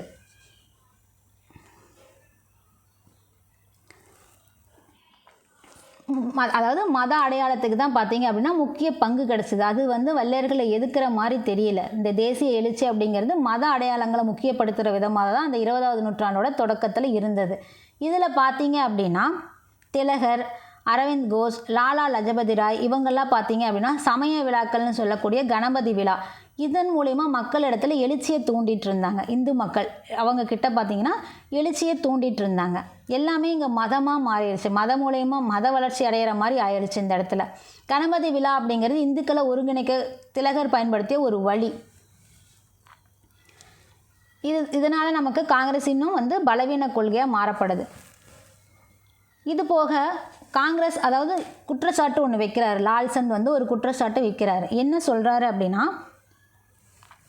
முஸ்லீம்களை திருப்திப்படுத்துறதுக்காக தான் காங்கிரஸோட நடவடிக்கைகள் இருக்குது அப்படிங்கிறத ஒரு குற்றச்சாட்டு கடுமையாக வைக்கிறாரு லால்சந்த் அவர்கள். இதுதான் காங்கிரஸோட பலவீன கொள்கையாக மாறிடுது. அவங்க வந்து ஒரே இதில் தான் போகிறாங்க, பட் அவங்களுக்கு இந்த வெளியிருந்து பார்க்குற இந்துக்களுக்கு முஸ்லீம் சப்போர்ட் பண்ணுற மாதிரியும் முஸ்லீமுக்கு இந்துக்களுக்கு சப்போர்ட் பண்ணுற மாதிரியும் அவங்களுக்கு தெரியுது. ஸோ இதுதான் அவங்களோட பலவீன கொள்கையாக போயிடுது. அடுத்ததாக பார்த்தீங்க அப்படின்னா இதனாலேயும் நமக்கு என்ன நடக்குது, அடுத்ததாக அனைத்து இந்திய முஸ்லீம் லீக்கோட உருவாக்கம் நடக்குது. அனைத்து இந்திய முஸ்லீம் லீக் நமக்கு எப்போ உருவாச்சு அப்படின்னா 1906 டிசம்பர் 30 உருவாச்சு. ஸோ இது எங்கே உருவாச்சு அப்படின்னா டாக்காவில் தான் உருவாச்சு. அனைத்து இந்திய முஸ்லீம் லீக் அப்படிங்கிறது எங்கே உருவாச்சு, நமக்கு இந்திய தேசிய காங்கிரஸ் 1885 உருவாக்கப்பட்டது. அதே மாதிரி முஸ்லீம்களுக்கு அப்படிங்கிற ஒரு விஷயம் அரசியலுக்கு அப்படிங்கும்போது இந்திய முஸ்லீம் லீக் தான் சொல்லுவோம். அது எப்போ உருவாச்சு அப்படிங்கிறது ரொம்ப முக்கியம். அகில இந்திய முஸ்லீம் லீக் அப்படிங்கிறது 1906 ஆண்டு 1905 வங்காள பிரிவுக்காக 2 பேரும் சேர்ந்து போராடினாங்க. இறுதியாக ஒரே ஆண்டில் பார்த்தீங்க அப்படின்னா நமக்கு தனியாக ஒரு அரசியலுக்காக ஒரு கட்சி இருக்கணும் அப்படிங்கிற மாதிரி முடிவுக்கு வந்துடுறாங்க. 1906 எண்டுக்கே போயிடுது, டிசம்பர் 30 வந்துடுது. எங்கே உருவாக்கப்படுது அப்படின்னா டாக்காவில் தான் உருவாக்கப்படுது. இந்த அமைப்பு எதுக்காக, இந்திய முஸ்லீம்களோட உரிமைகளை பாதுகாக்கிறதுக்காகவும் அரசியல் ரீதியாக அவர்களை ஒருங்கிணைக்கிறதுக்காகவும் தான் இந்த இந்திய முஸ்லீம் லீக் அப்படிங்கிற ஒன்று உருவாக்கவே படுது. இதை உருவாக்குறதுக்கு முன்னாடியே நமக்கு இந்த மாதிரி உருவாக போகுது அப்படிங்கிறது எங்கே நடந்தது அப்படின்னா 1906 அக்டோபர் 1 1906 அக்டோபர் 1 சிம்லாவில் ஒரு மாநாடு நடக்குது. யார் தலைமையில் நடக்குது அப்படின்னா ஆகா கான். என்ன கான்? ஆகா கான். ஆகா கான் தலைமையில் நமக்கு 35 முஸ்லீம் பிரபுக்களும் மற்றும் அலிகார் இயக்கத்தினரும் யாரை சந்திக்கிறாங்க அப்படின்னா மிண்டோவை சந்திக்கிறாங்க. எதுக்காக? அவங்களோட கோரிக்கைகளை வைக்கிறதுக்காக. முஸ்லீம்களுக்கு என்னென்ன தேவை அப்படிங்கிற அந்த கோரிக்கைகளை வைக்கிறதுக்காக யாரை சந்திக்கிறாங்க அப்படின்னா மிண்டோவை சந்திக்கிறாங்க. மிண்டோ மார்லி சீர்திருத்தம் நம்ம கேள்விப்பட்டோம் இல்லையா? ஸோ அவங்க கிட்ட போய் மிண்டோ கிட்ட போய் அவங்களுக்கு உண்டான கோரிக்கைகளை வைக்கிறாங்க. எப்போ வைக்கிறாங்க அப்படிங்கிறது ரொம்ப முக்கியம். 1906 அக்டோபர் 1 சிம்லாவில் நடந்த மாநாடு யார் தலைமையில் நடக்குது? ஆகா கான் தலைமையில் நடக்குது. இந்த கோரிக்கைகளை யார் இடத்துல கொண்டுட்டு போகிறாங்க? இவங்களுக்கு தேவையான கோரிக்கைகள் அப்படின்னா மிண்டோ இடத்துல கொண்டுட்டு போகிறாங்க.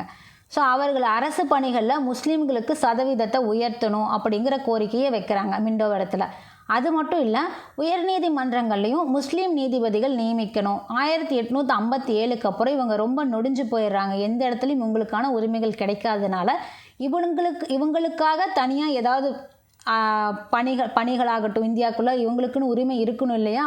அதுக்காக முஸ்லீம் லீக் ஆரம்பித்து அதன் மூலயமா இவங்க மிண்டோவை சந்தித்து அவங்களுக்கு உண்டான தேவைகளை எடுத்து வைக்கிறாங்க. உயர்நீதிமன்றங்களில் முஸ்லீம் நீதிபதிகளை நியமிக்கணும். அரசு பணிகளில் முஸ்லீம்களுக்கான சதவீதத்தை உயர்த்தணும்.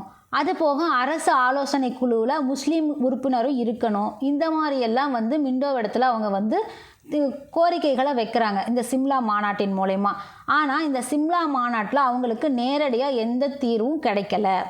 அதுதான் விஷயம். இந்த நேரடியாக எந்த தீர்வும் கிடைக்காதனால தான் 1906 டிசம்பர் 30 இந்திய முஸ்லீம் லீக் அப்படிங்கிறது ஒன்று உருவாச்சு. அதுக்கான மாநாடு எங்கே நடந்ததுன்னா சிம்லாவில் தான் நடந்தது. யார் தலைமையில் நடந்தது? ஆகா கான் அவர் தலைமையில் நடந்தது. இதுதான் நமக்கு முஸ்லீம் லீக் உருவாகிறதுக்கு பேஸே காரணமே. அது மட்டும் இல்லை, இவங்களோட நோக்கங்கள் முஸ்லீம்களோட நோக்கங்களுக்கு பாதுகாப்பு அப்படிங்கிறது 1907 வழங்கப்படுது. முஸ்லீம் லீக்கில் யார் பெரும்பாலானவங்க இருக்கிறாங்க அப்படின்னா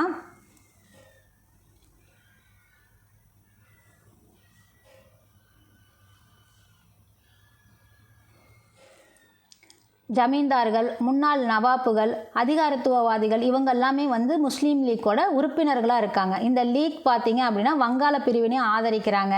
முஸ்லீம்களுக்கான தனித்தொகுதி வாக்குரிமையை வலியுறுத்துகிறாங்க. அரசு பணிகளில் முஸ்லீம்களுக்கு பாதுகாப்பு கேட்குறாங்க. எங்களுக்கும் அதில் கன்ஃபார்மாக சீட் இருக்குது அப்படிங்கிற ஒரு செக்யூரிட்டியை கேட்குறாங்க. இதெல்லாம் தான் நமக்கு அனைத்து இந்திய முஸ்லீம் லீக் உருவாகிறதுக்கான காரணம். அடுத்ததாக பார்த்தீங்க அப்படின்னா அனைத்து இந்திய முஸ்லீம் லீக்கோட நோக்கம்னு ஒன்று இருக்கு இல்லையா? எதுக்காக அது உருவாக்கப்பட்டுச்சு அப்படிங்கிற அந்த நோக்கம் என்ன அப்படிங்கிறது இதில் கொடுத்துருப்பாங்க. அனைத்து இந்திய முஸ்லீம் லீக் அப்படிங்கிறது முஸ்லீம்களுக்காக உருவாக்கப்பட்ட முதல் பிரத்யேக அரசியல் கட்சி. இது நமக்கு தெரிஞ்சிருக்கணும். அனைத்து இந்திய முஸ்லீம்களுக்காக உருவாக்கப்பட்ட முதல் பிரத்யேக அரசியல் கட்சி தான் முஸ்லீம் லீக் அப்படிங்கிறது. முஸ்லீம்கள் பார்த்தீங்க அப்படின்னா பிரிட்டிஷ் அரசுக்கு விசுவாசமாக இருக்கணும் அப்படிங்கிறது ஒரு நோக்கமாக வச்சுருந்தாங்க. அது மட்டும் இல்லை, முஸ்லீம் லீக்கோட செயல்பாடுகள் அரசுக்கு எந்த விதத்துலையும் தவறான எண்ணங்களை வந்துடக்கூடாது அப்படிங்கிறதையும் நோக்கமாக வச்சுருந்தாங்க. ஆக மொத்தம் பிரிட்டிஷ் அரசுக்கு விசுவாசமாக இருக்கணும். இவர்கள் மேலே எந்த விதத்துலையும் அவங்களுக்கு ஒரு பேட் இம்ப்ரெஷன் வந்துடக்கூடாது.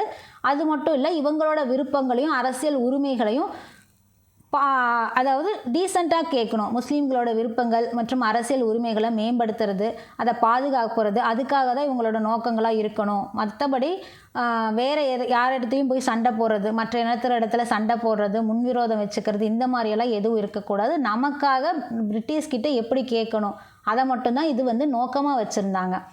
முஸ்லீம்களோட தேவைகள் மற்றும் உயர்ந்த லட்சியங்களை அரசிடத்தில் கண்ணியமாக முன் வச்சாங்க. எப்படி நமக்கு மிதவாதிகள் ரெக்வஸ்ட் பண்ணி மனு கொடுக்கறது, அமைதியான முறையில் போராடுறது, இந்த மாதிரி விஷயம் இருந்தது. அதையே தான் முஸ்லீம் லீக்கில் இருக்கிறவங்களும் ஃபாலோ பண்ணாங்க. ஆக மொத்தம் பிரிட்டிஷாரை ஃபோர்ஸாக எதிர்க்கலை.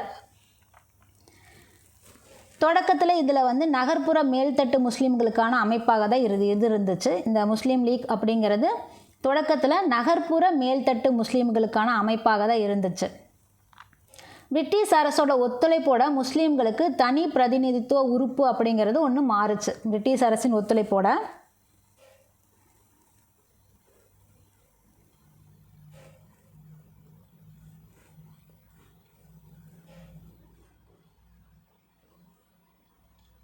இங்கே பார்த்தீங்கன்னா தொடக்கத்தில் நகர்ப்புற மேல்தட்டு மக்களுக்கான ஒரு அமைப்பாகவே அனைத்து இந்திய முஸ்லீம் லீக் இருந்தது. அப்படி இருந்த போதும் பிரிட்டிஷ் அரசோட ஒத்துழைப்பை பெற்று தான் இந்திய முஸ்லீம்களுக்கான தனிப்பட்ட பிரதிநிதித்துவ உறுப்பாக இது மாறுச்சு. உருவாக்கப்பட்ட 3 ஆண்டுகள்லேயே முஸ்லீம்களுக்கான தனி தொகுதி அப்படிங்கிற ஒன்று வந்துருச்சு. நமக்கு எப்போ நடந்தது உருவாக்கப்பட்டுச்சு அப்படின்னா 1906 உருவாக்கப்பட்டுச்சு இல்லையா. 1909 அப்படிங்கும் போதே நமக்கு அவங்களுக்கான தனித்தொகுதி அப்படிங்கிறத வெற்றிகரமாக சாதிச்சுக்கிட்டாங்க. அவங்களுக்கு விசுவாசமாக இருந்து அதை தான் இங்கே சொல்லியிருக்காங்க. அவங்க கொள்கை நோக்கத்தில் என்ன நடந்தது அப்படிங்கிறத இந்த இதில் நமக்கு சொல்லியிருக்காங்க. 3 ஆண்டுகளுக்குள்ளேயே வெற்றிகரமாக சாதிச்சிட்டாங்க. ஸோ இந்த வெற்றி பார்த்திங்க அப்படின்னா முஸ்லீம்கள் அப்படிங்கிற ஒரு தனி அடையாளத்தை அவங்களுக்கு கிடச்சிருக்கு. தனி தொகுதி கேட்டிருக்காங்க, தனி பிரதிநிதித்துவம் கேட்டிருக்காங்க. அது அவங்களுக்கு கிடைச்சதுனால அவங்களுக்கு வந்து ஒரு தனி அடையாளம், நாமளும் இங்கே இருக்கோம் அப்படிங்கிற ஒரு தனி ஐடென்டிட்டி அவங்களுக்கு கிடைச்சது இந்தியாவுக்குள்ளே. ஸோ இது மட்டும் இல்லை, நமக்கு 1916 லக்னோ ஒப்பந்தம் அப்படிங்கிறது ரொம்ப முக்கியம். நாம் அங்கேயே போன பாடங்கள்லேயே பார்த்துருப்போம். ஏன் அப்படின்னா அங்கே தான் வந்து காங்கிரஸ் மாநாடு நடந்தது, முஸ்லீம் லீக் மாநாடு நடந்தது, தன்னாட்சி இயக்கத்துக்கான மாநாடு நடந்தது. இதெல்லாம் வந்து 1916 லக்னோ ஒப்பந்தத்தில் தான் நடந்தது. அந்த ஒப்பந்தத்தின் மூலயமா பிரிஞ்சு போன காங்கிரஸில் மிதவாதிகளும் தீவிர தேசியவாதிகளும் ஒன்றிணைஞ்சிருப்பாங்க. அது அந்த அளவுக்கு முக்கியம். லீக்கும் காங்கிரஸும் அந்த மாநாட்டில் கலந்துக்கிட்டாங்க அப்படிங்கிறதெல்லாம் பார்த்துருப்போம். ஸோ அந்த முஸ்லீம் லீக்குக்கான அரசியல் அடையாளம் அப்படிங்கிறது அந்த லக்னோ ஒப்பந்தம் தான் 1916 போடப்பட்டது அப்படிங்கிற மாதிரி சொல்லியிருக்காங்க இந்த நோக்கத்தில். அடுத்ததாக இந்த பாக்ஸ்குள்ளே நமக்கு ஒரு விஷயம் சொல்லியிருப்பாங்க. தனி தொகுதி அல்லது வகுப்பு வாரி தொகுதி. என்ன சொல்லியிருக்காங்க அப்படின்னா பிரிட்டிஷ் அரசு வகுப்புவாதத்தை வளர்க்கறதுக்காக தனி தொகுதி முறையை நடைமுறைப்படுத்தினாங்க. தனி தொகுதி அப்படின்னு யார் கேட்டாங்க? இஸ்லாமியர்கள் கேட்டிருக்காங்க. ஸோ தனி தொகுதி அப்படிங்கிறது பிரிட்டிஷாரோட முக்கியமான நுட்பமாக கையாளப்பட்டுச்சு. நம்பியார் வேலை பண்ணியிருக்காங்க. ஸோ பிரிட்டிஷ் அதிகாரி ஒருவர் லேடி மிண்டோவுக்கு அனுப்பிய கடிதத்தில் அவரது அவர்களது உள்நோக்கத்தை பற்றி வெளிப்படுத்தியிருக்காங்க. அந்த கடிதத்தில் என்ன எழுதியிருக்காங்க அப்படின்னா 62 மில்லியன் மக்கள் தூண்டி விடப்பட்ட எதிர் முகாமில் சேர்ந்து விடாமல் இழுத்து பிடிக்கணும் அப்படிங்கிற மாதிரி அந்த கடிதத்தில் எழுதியிருக்காங்க. தனி தொகுதி அறிவிப்பு மூலிமா பிரித்தாளும் கொள்கை அப்படிங்கிறது அரசமைப்பு சட்டத்தில் முறையாக நுழைக்கப்படுது. நல்லா நோட் பண்ணிக்கோங்க. தனி தொகுதி அறிவித்ததன் மூலயமா பிரித்தாளும் கொள்கையை அரசமைப்பு சட்டத்தில் முறையாக கொண்டு வந்து நுழைக்கிறாங்க. இந்த அறிவிப்பு என்ன ஆகுது? இந்துக்களையும் முஸ்லீம்களையும் அரசியல் ரீதியாக அந்நியப்படுத்துது. தனி தொகுதி முஸ்லீம்களுக்கு கொடுக்கும்போது இந்துக்களும் முஸ்லீம்களும் அரசியல் ரீதியாக அந்நியப்படுத்தப்படுறாங்க. ஸோ இதுதான் நமக்கு தனி தொகுதியில் கொடுத்துருக்காங்க.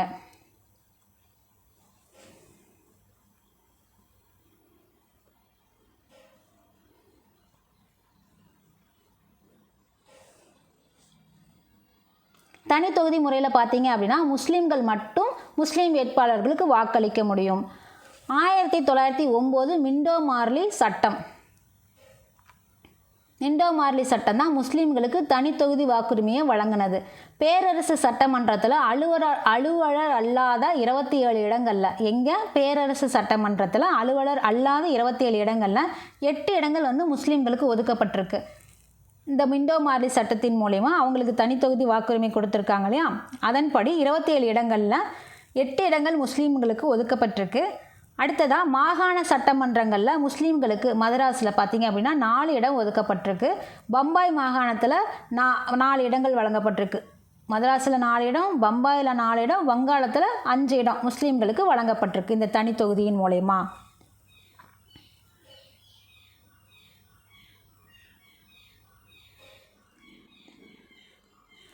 அடுத்ததாக பார்த்தீங்க அப்படின்னா அகில இந்திய இந்து மகாசபையோட எழுச்சி. ஸோ இப்போ முஸ்லீம்கள் தனியாக வந்து அரசியல் கட்சி முஸ்லீம் லீக் ஆரம்பிச்சிட்டாங்க. அலிகார் இயக்கத்தின் மூலயமா வந்து அதை பேஸாக வச்சு ஒரு கட்சி உருவாச்சு. அந்த கட்சி தனி தொகுதியை வாங்கி முடிச்சாச்சு. இப்போ அடுத்ததாக பார்த்தீங்க அப்படின்னா அகில இந்திய இந்து மகாசபையோட எழுச்சி எப்படி இருந்தது அப்படிங்கிற மாதிரி தான். ஸோ இப்போ இவங்கெல்லாம் வாங்கி முடித்தோன்னே இவங்களுக்கு ஒரு பயம் வந்துருச்சு. இவங்களுக்கு அதாவது இஸ்லாமியர்களை பார்த்து இந்துக்கள் இடத்துல ஒரு பயம் வந்துருச்சு. இவங்களுக்காக தனியாக இவங்க வாங்க ஆரம்பிச்சிட்டாங்க அப்படிங்கிற மாதிரி. ஸோ அதை பற்றி தான் இங்கே அகில இந்திய இந்து மகாசபையோட எழுச்சியில் தெரிஞ்சுக்க போகிறோம்.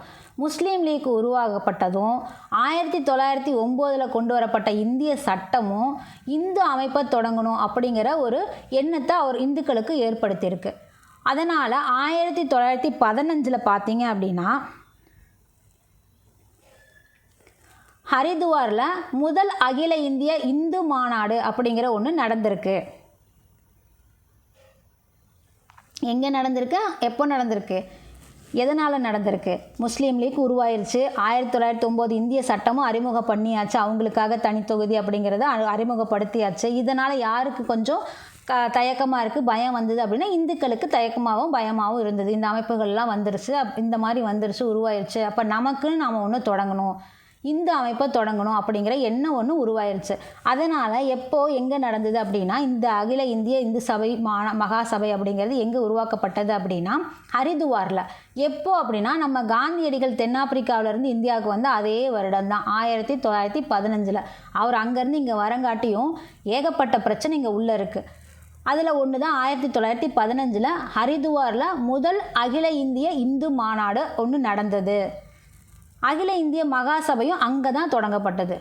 ஹரித்துவாரில் முதல் அகில இந்திய இந்து மாநாடு நடந்திருக்கு. எங்கே நடந்திருக்குங்கிறத கம்பல்சரி நோட் பண்ணிக்கோங்க. எப்போ நடந்தது? 1915. அதனால தான் நம்ம காந்தியடிகள் அவர் தென்னாப்பிரிக்காவிலேருந்து வந்ததை ஒரு அடையாளமாக நம்ம சொன்னது. 1915 ஹரித்துவார் அப்படிங்கிறது முதல் அகில இந்திய இந்து மாநாடு அப்படிங்கிறது ஒன்று நடந்தது. அந்த இந்து மாநாட்டை தான் அகில இந்திய இந்து மகாசபையும் தொடங்கப்படுது. அந்த மகாசபையோட தலைமையிடம் எங்கே அமைஞ்சிருக்கு அப்படின்னா டேராடூனில் அமைஞ்சிருக்கு. ஸோ அது மட்டும் இல்லை, மாகாணத்துக்கு உண்டான இந்து சபைகளுக்கான தலைமையிடம் எது அப்படின்னா அலகாபாத்.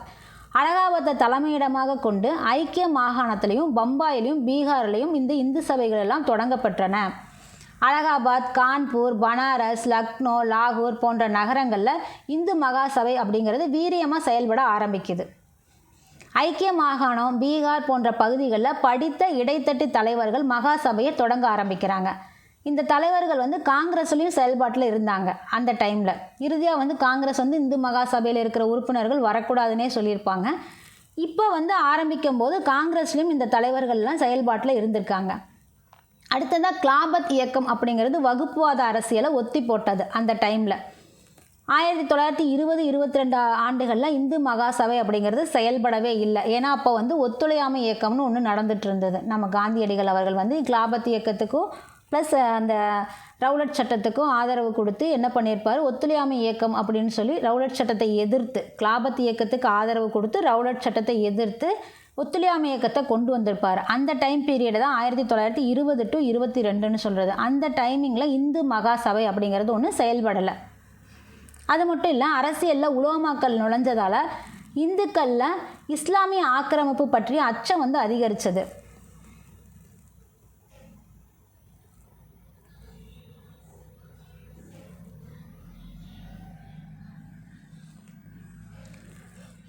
அரசியலில் உலமாக்கள் நுழைஞ்சதுனால இந்துக்களில் இஸ்லாமிய ஆக்கிரமிப்பு பற்றிய அச்சம் அதிகரிச்சது. ஏன்னா தனி தொகுதி வாங்கிட்டாங்க இஸ்லாமியர்கள். ஸோ அவங்களுக்குன்னு அந்த விஷயங்கள் எல்லாம் நடந்துகிட்ருக்கு. இதை பார்க்கும்போது இந்துக்களுக்கு வந்து அவங்கள பார்க்கும்போது ஒரு அச்சம் வந்து அதிகரிக்க ஆரம்பிக்குது. முஸ்லீம்கள் பார்த்தீங்க அப்படின்னா கிலாபத் இயக்கத்தை மத அடிப்படையில் மக்களை ஒன்று சேர்க்கறதுக்காக யூஸ் பண்ணிக்கிட்டாங்க. அதுக்காக அதோட எதிர்வினையாக இந்துக்கள் பார்த்திங்க அப்படின்னா மத அடிப்படையில் இந்துக்களை ஒருங்கிணைக்கிறதுக்கான ஒரு முயற்சியை தொடங்குறாங்க. அதனால தான் இந்த இந்து மகாசபை அப்படிங்கிறத ஒன்று வருது. கிலாபத் இயக்கத்தின் மூலிமா முஸ்லீம்கள் வந்து மக்களை ஒன்று திரட்டுனா அப்போ இந்துக்கள் என்ன பண்ணுறது அப்படிங்கிற மாதிரி ஒரு யோசனைக்கு போய் அவங்க வந்து அந்த இந்துக்களை ஒருங்கிணைக்கிறதுக்காக இந்த இந்து மகாசபை அப்படிங்கிற ஒரு விஷயத்தை எழுச்சியை கையில் எடுக்கிறாங்க. நமக்கு சுத்தி இயக்கம்னு ஒன்று இருக்கும். கிலாபத் இயக்கம் முடிஞ்சதுக்கு அந்த இயக்கத்திற்கு பின்னாடி அதிக அளவு முக்கியத்துவம் பெற்றது எது அப்படின்னா சுத்தி இயக்கம் தான். சுத்தி இயக்கம் எப்போ கொண்டு வரப்பட்டது, யாரால் கொண்டு வரப்பட்டது நமக்கு நல்லாவே தெரியும். ஆரிய சமாஜம்னு ஒன்று கொண்டு வரப்பட்டிருக்கும் இல்லையா, 1875 தயானந்த சரஸ்வதி அவர்கள் துறவியால் கொண்டு வரப்பட்டிருக்கும். ஸோ அங்கே என்ன சொல்லியிருப்பாங்க, எல்லாமே வேதங்களுக்கு திரும்புவோம்னு சொல்லியிருப்பாங்க. அந்த வேதங்களுக்கு திரும்பணும் அப்படின்னா என்ன அர்த்தம், இந்துக்கள்ல இருந்து பிரிஞ்சு போய் மதம் மாறி போனால் இந்த முஸ்லீம்களாக இருக்கலாம், கிறிஸ்தவர்களாக இருக்கலாம், இல்லை வேறு எதுலையாவது வேணால் மதம் மாறி போயிருக்கலாம். அவங்க தலையில் 2 சுற்றி வச்சு தட்டி இங்கேயே இங்கே இருக்குது பாரு, என்னென்ன நல்லது இருக்குது என்னென்ன கெட்டது இருக்குது, அந்த கெட்டதை விட்டுட்டு நல்லதை எடுத்து அதை ஃபாலோ பண்ணும் அப்படின்னு சொல்கிறதுக்காக தயானந்த சரஸ்வதி துறவியால் கொண்டு வரப்பட்டது தான் சுத்தி இயக்கம். சுத்தி இயக்கம் ஆரிய சமாஜத்தோடு சேர்ந்தது. ஸோ அந்த இயக்கத்தை பற்றி நம்ம அங்கேயே பார்த்துருப்போம். இது கிலாபத் இயக்கத்துக்கு பின்னாடி இந்த இயக்கமானது முக்கியத்துவமாக பார்க்கப்படுது. 1921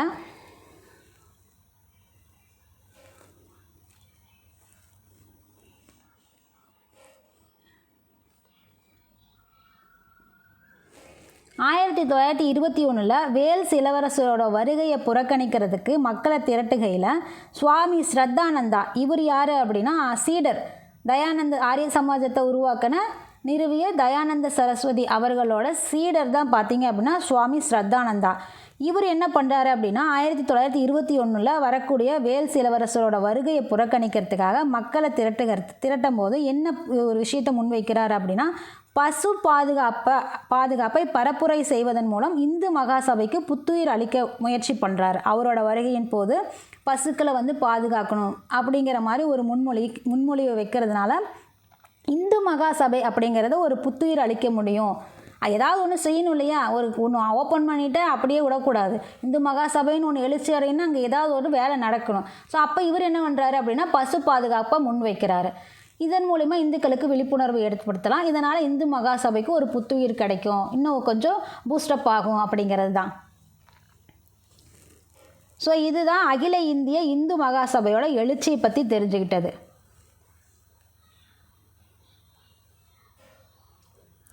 இந்த பாக்ஸ்குள்ளே கிலாபத் இயக்கத்தை பற்றி கொடுத்துருப்பாங்க, படிச்சிடலாமா? ஸோ முதல் உலகப் போருக்கு முன்னாடி காபா அப்படின்னா இஸ்லாமிய சமயத்தோட புனிதமான இடம் ஆகியவற்றோட நலன்களை பாதுகாக்கிறதுக்காக இங்கிலாந்து வாக்குறுதி வழங்கியிருந்தாங்க. எப்போது? முதல் உலகப் போருக்கு முன்னாடி காபா அந்த இடங்களை பாதுகாக்கிறதுக்காக, அவங்களோட நலன்களை பாதுகாக்கிறதுக்காக இங்கிலாந்து வாக்குறுதி வழங்கியிருந்தாங்க. ஆனால் முதல் உலகப் போரில் துருக்கியோட தோல்விக்கு பின்னாடி அந்த வாக்குறுதியை நிறைவேற்றுறதுக்கு மறந்துட்டாங்க. அரசியல்வாதி மாதிரி மறந்துட்டாங்க. திகைத்து போன முஸ்லீம் சமூகத்தினர் ஆங்கிலேயருக்கு தங்களோட கோபத்தை காட்டுறதுக்காக தான், ப்ளஸ் துருக்கியோட கலிபாவை பாதுகாக்கிறதுக்காக தான் கிலாபத் இயக்கத்தை தொடங்கியிருப்பாங்க. ஸோ கிலாபத் இயக்கம் அப்படிங்கும்போது முதல் உலகப் போர் முடிஞ்சு இவங்க காப்பாற்றலை அப்படிங்கிறதுனால தான் தொடரப்படுது. அப்போ எப்போ நடந்திருக்கும்? நமக்கு 1919 தான் கிலாபத் இயக்கம் அப்படிங்கிறது கொண்டு வரப்பட்டிருக்கும். ஸோ கிலாபத் இயக்கம் அப்படிங்கிறது 1919, 18 போர் முடிஞ்சிச்சு இல்லையா, 19 தொடங்கப்பட்டிருக்கு. அதே மாதிரி 19ஆவது நூற்றாண்டில் தான் அலிகார் இயக்கம் வந்திருக்கு, அந்த இஸ்லாமிய சமய சீர்திருத்தத்துக்காக. அது எப்போ கொண்டு வந்தது? 1875. அடுத்ததாக இது ரெண்டும் சேர்ந்தது தான் ஒரு முஸ்லீம் லீக் அப்படிங்கிறது. அது எப்போ வந்தது? 1906 டிசம்பர் 30, வங்காள பிரிவினை அடுத்து அந்த ஆண்டு அடுத்து நடந்தது. ஸோ அடுத்ததாக ஒரு மலபார் கிளர்ச்சி ஒன்று நடந்திருக்கும். இது முஸ்லீம் விவசாயிகள் பண்ணது தான். பட் இது அந்த விவசாய கிளர்ச்சி மாதிரி இல்லை. அது ஒரு மத ரீதியாக தீவிரமாக வளர்ந்தது தான் பார்க்க முடியுது இந்த மலபார் கிளர்ச்சியில். ஸோ அது யார் சொல்லியிருக்காங்கன்னா, நான் சொல்ல, காந்தியடிகள் சொல்லியிருக்காரு. அங்கே நாம் போய் பார்க்க முடியாது இல்லையா, அவர் பார்த்ததுனால அவர் சொல்லியிருக்காரு. 1921ஆம் ஆண்டு மலபார் கிளர்ச்சி முஸ்லீம் விவசாயிகளால் நடைபெற்றது. அவர்கள் பார்த்தீங்க அப்படின்னா ஆங்கிலேயர்களுக்கும் இந்து நிலப்பிரபுக்களுக்கும் எதிராக போரிட்டாங்க. யாருக்கு எதிராக மலபார் கிளர்ச்சி நடந்தது? ஆங்கிலேயர்களுக்கும் இந்து நிலப்பிரபுகளுக்கும் எதிராக நடந்தது. இதை யார் நடத்தினவங்க அப்படின்னா முஸ்லீம் விவசாயிகள் தான் நடத்தினாங்க. ஆனால் இந்த கிளர்ச்சியை விவசாய எதிர்ப்பாக இருந்தாலும் மத உணர்வுகள் தான் இதில் தீவிரமாக கலந்துருந்தது. ஏன்னா அவங்க எதிர்த்தவங்க இந்து நிலப்பிரபுக்களை எதிர்க்கிறாங்க. பாதிக்கப்பட்டவங்க யாரும் முஸ்லீம் விவசாயிகளாக இருக்காங்க. ஸோ இது நமக்கு விவசாய எதிர்ப்பாக இருந்தாலும் பார்க்கும்போது மத உணர்வாக தான் தீவிரமாக கலந்துருக்குது அப்படிங்கிற மாதிரி சொல்லியிருக்காங்க. இந்த சம்பவம் தான் பார்த்தீங்க அப்படின்னா இந்து மகாசபை தனது பிரச்சாரத்தை புதுப்பிக்கிறதுக்கு ஒரு என்ன சொல்கிறது, ஒரு முன்னோட்டமாக இருந்ததுன்னு சொல்லலாம். இந்த மாதிரி விஷயங்கள் இந்து மகாசபையை இன்னும் கொஞ்சம் டெவலப் பண்ணுறதுக்கான விஷயமாக பார்க்கப்படுது. காந்தி அவர்கள் இந்த முஸ்லீம் விவசாயிகளோட போராட்டத்தை எப்படி சொல்கிறாரு அப்படின்னா, முஸ்லீம் விவசாயிகளுக்கான போராட்டமாகவே தெரியல, இது இந்து முஸ்லீமுக்கான மோதலாக தான் இருக்குது அப்படிங்கிற மாதிரி சொல்லியிருக்காரு. அது மட்டும் இல்லை, காந்தியடிகளே இந்த நிகழ்வை இந்து முஸ்லீம் மோதலாகவே தான் மதிப்பிட்டார். மலபாரில் நடைபெற்ற நிகழ்வுகளுக்கு முஸ்லீம் தலைவர்கள் பொது மன்னிப்பு கேட்கணும் அப்படின்னு காந்தியடிகள் கோரிக்கை விடுக்கிறாரு. ஸோ இதுதான் மலபார் கிளர்ச்சியில் நடந்த விஷயங்கள்.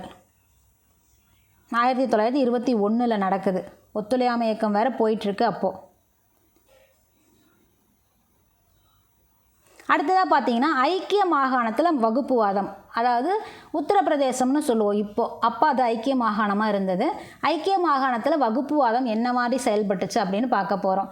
1922 பார்த்தீங்க அப்படின்னா ஒத்துழையாமை இயக்கம் நிறைவு பெறுது. ஏன்? அங்கே வந்து சௌரி சௌராவில் 22 காவலர்களை விவசாயிகள் வந்து வச்சு கொளுத்தியிருப்பாங்க. இதனால் வந்து டென்ஷன் ஆகி தான் வந்து ஒத்துழையாமையை கேன்சல் பண்ணிவிட்டு இவர் ஜெயிலுக்கு போயிருப்பார் காந்தியடிகள்.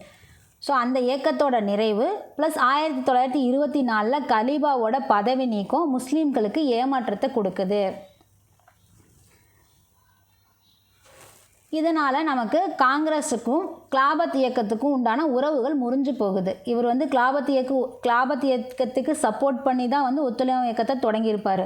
பொசுக்குன்னு விட்டுட்டு போயிருப்பார். ஏன் அப்படின்னா அவருக்கு வந்து அகிம்சைக்கு எதிராக அங்கே நடந்த சௌரி சௌரா சம்பவத்தினால அவரை விட்டுட்டு போயிருப்பார் வேண்டான்னு சொல்லி. ஸோ அங்கே அந்த விஷயமும் அதே டைமில் 1924 கலீபாவோட பதவி நீக்கமும் முஸ்லீம்களுக்கு ஏமாற்றத்தை கொடுத்ததுனால காங்கிரஸுக்கும் கிலாபத்து இயக்கத்துக்கும் இருக்கிற உறவுகள் வந்து அந்த ஃப்ரெண்ட்ஷிப் வந்து கட் ஆகிடுச்சு. ஸோ 1919 ஆண்டு சட்டத்தோட அடிப்படையில் உருவாக்கப்பட்ட சுயாட்சி நிறுவனங்களில் தங்களோட அரசியல் கோரிக்கைகளுக்காக இந்துக்களும் முஸ்லீம்களும் போட்டி போட ஆரம்பிச்சிட்டாங்க. ஐக்கிய மாகாணத்தில் நடந்த விஷயங்கள் இது. இந்துக்களும் முஸ்லீம்களும் எதுக்கு போட்டி போடுறாங்க அப்படின்னா 1919 சட்டத்தின் அடிப்படையில் உருவாக்கப்பட்ட சுயாட்சி நிறுவனங்களில் தங்களுக்கான அரசியல் கோரிக்கைகள், இந்துக்களுக்கான கோரிக்கை, முஸ்லீம்களுக்கான கோரிக்கை, இந்த மாதிரி அரசியல் கோரிக்கைகளுக்காக வந்து போட்டியிட ஆரம்பிச்சிடுறாங்க. இந்த போட்டியால் என்ன நடக்குது? வகுப்புவாத வன்முறைகள் தான் அதிகரிக்குது.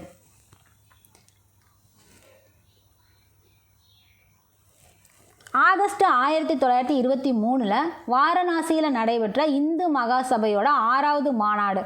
ஸோ 6வது மாநாடு எங்கே நடக்குது? வாரணாசியில் நடக்குது. எப்போ? 1923 ஆகஸ்ட்டில் நடக்குது.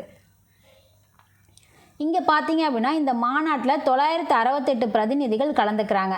அவர்களில் 56.7 விழுக்காட்டினர் ஐக்கிய மாகாணத்தை சேர்ந்தவங்களாக தான் இருக்கிறாங்க. ஐக்கிய மாகாணம், பஞ்சாப், டெல்லி, பீகார் ஆகியவை பார்த்தீங்க அப்படின்னா 86.8 விழுக்காட்டு பிரதிநிதிகளை அனுப்பி வைக்கிறாங்க. சென்னை, பம்பாய், வங்காளம் இதை சேர்ந்த இந்த 3 சேர்ந்த பிரதிநிதிகள் பார்த்தீங்க அப்படின்னா 6.6 விழுக்காடு மட்டும்தான் அனுப்பி வைக்கிறாங்க. எங்கே? இந்து மகாசபையோட 6வது மாநாட்டுக்கு. இந்த 1920 அப்படிங்கிறது காங்கிரஸுக்கு பெரிய தலைவலியாக போச்சு அப்படிங்கிற மாதிரி இருக்குது. 1920கள் அப்படிங்கும்போது காங்கிரஸுக்கு மிகுந்த சோதனை காலமாக இருந்தது. ஏன் அப்படின்னா இங்கே வகுப்புவாத பதட்டத்திற்கு மத சிக்கல் மட்டும் அல்ல. இந்த வகுப்புவாதம் அப்படிங்கிறது இந்த மதம் அந்த மதம் அவங்களுக்கான உரிமைகள் அப்படிங்கிறது மட்டும் இங்கே பிரச்சனையாக இல்லை. அந்த டைமில் சுயராஜ்யவாதிகளும் தாராளவாதிகளும், அதாவது லிபரல் கட்சியும் சுயராஜ்ய கட்சியும் அவங்களும் வந்து அரசியல் போட்டி வந்து அங்கே போட்டுட்ருக்காங்க. அதுவும் வந்து காங்கிரஸுக்கு ஒரு தலைவலியாக இருக்குது. வகுப்புவாத பதட்டம் வேறு போயிட்டுருக்கு. ஸோ அதில் இவங்க வேறு வந்து சுயராஜ்ய கட்சி வந்து மோதிலால் நேரு, சிஆர் தாஸும் உருவாக்கியிருப்பாங்க 1923. இவர் வேறு பொசுக்குன்னு போயிட்டார். 1922 ஜெயிலுக்கு போயிட்டார் காந்தியடிகள். அடுத்தது என்ன பண்ணுறது ஏது பண்ணுறதுன்னு தெரியாமல் இவங்க ஒரு கட்சி ஆரம்பிக்கிறது. மாற்றத்தை விரும்புவோர், மாற்றத்தை விரும்பாதவோர், இதெல்லாம் நாம் பார்த்துருப்போம் இதுக்கு முன்னாடி பாடத்தில். ஸோ இந்த பிரச்சனையும் வேறு கொண்டு வந்திருப்பாங்க. இதனால் வந்து காங்கிரஸுக்கு 1920 அப்படிங்கிறது பெரிய ரோதனை தலைவலி டடடா அப்படிங்கிற மாதிரி இருந்தது. இதில் பார்த்தீங்க அப்படின்னா மோதிலால் நேருவும் மதன் மோகன் மாளவியாவும் அலகாபாத்தில் ஒருத்தருக்கு ஒருத்தர் எதிர்த்து நிற்பாங்க போட்டியில். நகரசபை தேர்தலில் 1923 நகரசபை தேர்தலில் பார்த்தீங்க அப்படின்னா நேரு வந்து வெற்றி அடைஞ்சிருப்பார். மாளவியாவோட அணியை சேர்ந்தவங்க மத உணர்வுகளை சுயநலத்துக்காக அப்போ பயன்படுத்தியிருப்பாங்க. இவர் தோல்வி அடைஞ்சதுனால மாளவியாவோட அணியினர் பார்த்தீங்க அப்படின்னா மத உணர்வுகளை சுயநலத்துக்காக மக்களிடத்தில் பரப்ப ஆரம்பிச்சிருப்பாங்க. இது என்ன சொல்லியிருக்காங்க? இது யார் சொல்லியிருக்காங்க அப்படின்னா, இதை பற்றி யார் அறிக்கை வெளியிட்டிருக்காரு அப்படின்னா, இந்த விசாரணையை மேற்கொண்ட மாவட்ட நீதிபதியாக இருக்கக்கூடிய க்ரோஸ் வெயிட், நல்ல வெயிட்டாக சொல்லியிருக்காரு. மாளவியாவோட குடும்பத்தினர் வேண்டுமென்றே இந்துக்களை தூண்டிவிட்டாங்க. இச்செயல் பார்த்தீங்க அப்படின்னா முஸ்லீம்கள் மீது எதிர்வினை ஆற்றியது அப்படிங்கிறத தனது அறிக்கையில் குறிப்பிடுறாரு. யார்? நீதிபதி க்ரோஸ் வெயிட் அவர்கள் வந்து இந்த விசாரணையை மேற்கொள்ளும் போது அவர் சொல்லியிருக்காரு இந்த விஷயத்தை. அடுத்ததாக பார்த்தீங்க அப்படின்னா இந்து மகாசபை.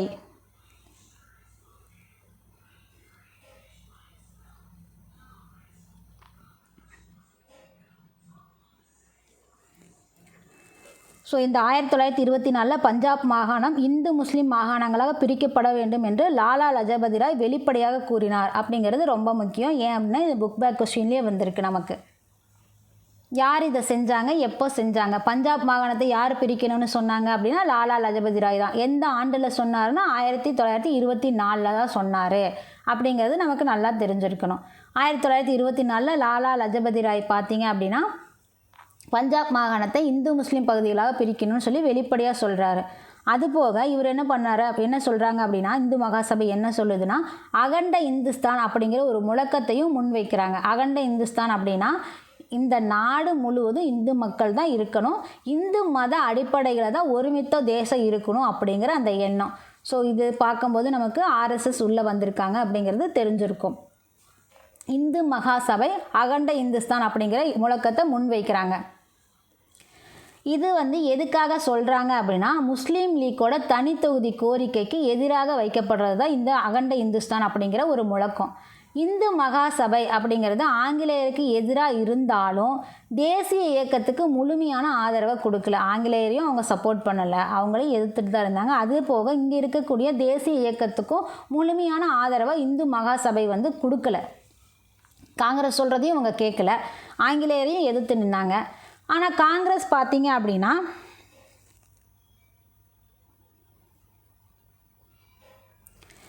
அந்நிய மேலாதிக்கத்திற்கு எதிராக அனைத்து வர்க்கங்களோட சமூகங்களோட ஆதரவை திரட்ட வேண்டிய அவசியம் யாருக்கு இருந்துச்சு? காங்கிரஸுக்கு இருந்துச்சு. ஆனால் அவங்க என்ன பண்ணாங்க அப்படின்னா ஆனாலும் பல்வேறு சமூகங்களோட தலைவர்களால் சமய உணர்வு மிக்க குழுவினரோட ஆதரவை இழக்க நேரிடும். எல்லாரையும் அனுசரித்து போகணும் அப்படிங்கிறது காங்கிரஸுக்கு ஒரு இதாக இருந்தாலும் பல்வேறு மதங்கள் உள்ளே வரும்போது ஒரு மதத்துக்குன்னு சப்போர்ட் பண்ணி எதுவும் பேச முடியாது.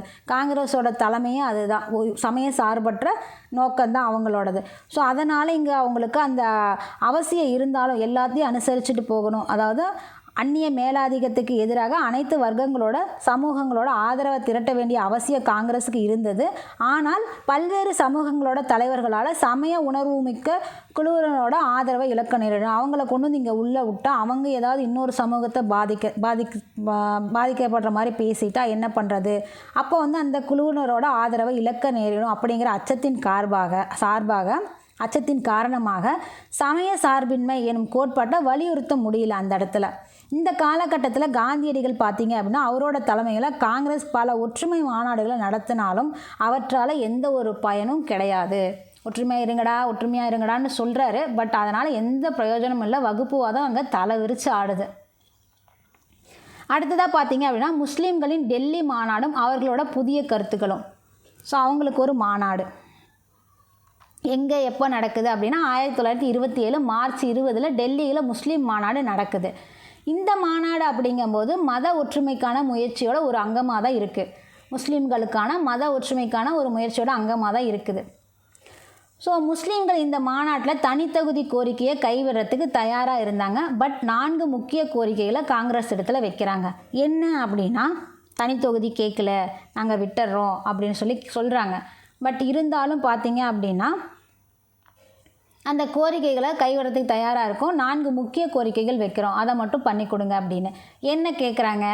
பம்பாயிலிருந்து சிந்து பகுதியை தனியாக பிரிக்கணும், பலுசிஸ்தானோட எல்லைகளை சீர்திருத்தம் பண்ணணும், பஞ்சாப் வங்காளத்தோட மக்கள் தொகை அடிப்படையில் பிரதிநிதித்துவம் இஸ்லாமியர்களுக்கு வேணும், மத்திய சட்டமன்றத்தில் முஸ்லீம்களுக்குன்னு ஒரு 33% இடஒதுக்கீடு வேணும். இந்த மாதிரி கோரிக்கைகளை வைக்கிறாங்க. இதுக்கு காங்கிரஸோட தலைவர்களாக இருக்கிற நேருவும் ஸ்ரீனிவாசனும் ஆதரவு கொடுக்குறாங்க. பட் டெல்லி முஸ்லீம் மாநாடு வடிவமைச்ச புதிய கருத்துக்களை ஒப்புக்கொள்ளும்படி மோதிலால் நேருவும் ஸ்ரீனிவாசனும் அகில இந்திய காங்கிரஸ் கமிட்டியை வற்புறுத்தினாங்க. ஆனால் வகுப்புவாத உணர்வுகள் மிகவும் ஆழமாக வேர்விட்டிருந்ததால் இந்த முயற்சிகள் தோல்வி அடைஞ்சிருச்சு. இந்து முஸ்லீம் பிரச்சனை அப்படிங்கும்போது மனிதர்களோட கைகளை தாண்டி சென்று விட்டதாக காந்தி கருத்து கூறுறாரு. காங்கிரஸ் கிட்ட இவங்க வந்து இவங்க கோரிக்கையை வலியுறுத்துகிறாங்க ஏற்றுக்க சொல்லி நேரு ஸ்ரீனிவாசன் அவர்களும். பட் அதை எடுத்துக்கல. ஏன் அப்படின்னா அதில் வகுப்புவாத உணர்வு அப்படிங்கிறது அவங்க கேட்டதில் வேரூன்றி இருக்கிறதுனால இந்த முயற்சி வந்து தோல்வி அடைஞ்சிருச்சு. இதனால் காந்தியடிகள் என்ன கருத்து கூறுறாரு, இந்து முஸ்லீம் பிரச்சனை அப்படிங்கிறது மனிதர்களோட கைகளை தாண்டி யாருமே ஒரு கண்ட்ரோல் பண்ண முடியாத அளவுக்கு கைகளை தாண்டி போயிடுச்சு அப்படின்னு சொல்லி காந்தி அவர்கள் வந்து கருத்து கூறுறாரு. காங்கிரஸ் இந்த வாய்ப்பை தவற விட்டுருச்சு, முஸ்லீமில் இணைச்சிக்கிறது காங்கிரஸில் அப்படிங்கிற அந்த வாய்ப்பை தவற விட்டுருச்சு அவங்களோட கோரிக்கையை ஏற்றுக்கொள்ள முடியாதனால. இந்த பிரச்சனையை தீர்க்காதனால காங்கிரஸ் பார்த்திங்க அப்படின்னா 2 குழுக்கள் அமைக்கிறாங்க. என்ன குழு அப்படின்னா, பம்பாயிலிருந்து சிந்துவை பிரிப்பது நிதி ஆதார அடிப்படையில் சாத்தியமா அப்படிங்கிற ஆய்வு செய்யறதுக்காக ஒரு குழு ஒன்று அமைக்கிறாங்க. அதுபோக முஸ்லீம்களின் விகிதாச்சார பிரதிநிதித்துவ கோரிக்கையை ஆய்வு செய்யறதுக்காக மற்றொரு குழு ஒன்று அமைக்கிறாங்க. இத்தனை முஸ்லீம்களுக்கு இத்தனை பிரதிநிதிகள் வேணும் அப்படின்னு கேட்டிருக்காங்க இல்லையா. ஸோ அதுக்கு ஒரு குழு அமைக்கிறாரு. இந்து முஸ்லீம் ஒற்றுமைக்கான முயற்சிகளை ஜின்னா வந்து முக்கிய பங்கு வகிக்கிறாரு. அதை வந்து என்னன்னு சொல்லியிருப்பாங்க, சரோஜினி நாயுடு ஜின்னாவை இந்து முஸ்லீம் ஒற்றுமையோட தூதுவர்னே புகழ்ந்து தள்ளியிருப்பாங்க. இந்து முஸ்லீம் ஒற்றுமையின் தூதுவர் ஜின்னான்னு யார் சொல்லியிருப்பாங்க, சரோஜினி நாயுடு அவர்கள் சொல்லியிருப்பாங்க. 1928 கல்கத்தாவில் நடைபெற்ற அனைத்து கட்சி கூட்டத்தில் இந்து மகாசபை திருத்தங்களை மறுத்தது. 1928 கல்கத்தாவில் கூடிய அனைத்து கட்சி கூட்டத்தில் இந்து மகாசபையோட உறுப்பினர்கள் திருத்தங்கள் அனைத்தையும் ஒப்புக்கொள்ள மறுத்தாங்க. இவங்க கேட்ட திருத்தங்கள் அனைத்தையும் ஒப்புக்கொள்றதுக்கு மறுத்தாங்க. ஒற்றுமைக்கான வாய்ப்புகள் அனைத்தையும் அளித்த போது தான் ஜின்னா வந்து தான் கைவிடப்பட்டதாக வேதனை உற்றார். இவங்க சொன்ன கோரிக்கைகள், டெல்லி மாநாட்டில் சொன்ன கோரிக்கைகள் எதுவுமே பார்த்தீங்க அப்படின்னா இந்து மகாசபை அப்படிங்கிறது ஒத்துக்கலை. இதனால் என்ன நடக்குது அப்படின்னா, தான் கைவிடப்பட்டதா வேதனைப்படுறாரு யார், ஜின்னா. ஸோ இதுக்கப்புறம் தான் முஸ்லீம் தலைவர்கள் இப்போது காங்கிரஸிலிருந்து எந்த ஒரு சிறப்பு சலுகையும் நமக்கு கிடைக்காது, இது வேஸ்ட்டு அப்படிங்கிறதுனால் முடிவெடுத்து அதுக்கு பதிலாக ஆங்கிலேய அரசாங்கத்திடம் தங்களோட அரசியல் உரிமைகள் கிடைக்கும் அப்படிங்கிற மாதிரி நம்ப தொடங்கினாங்க.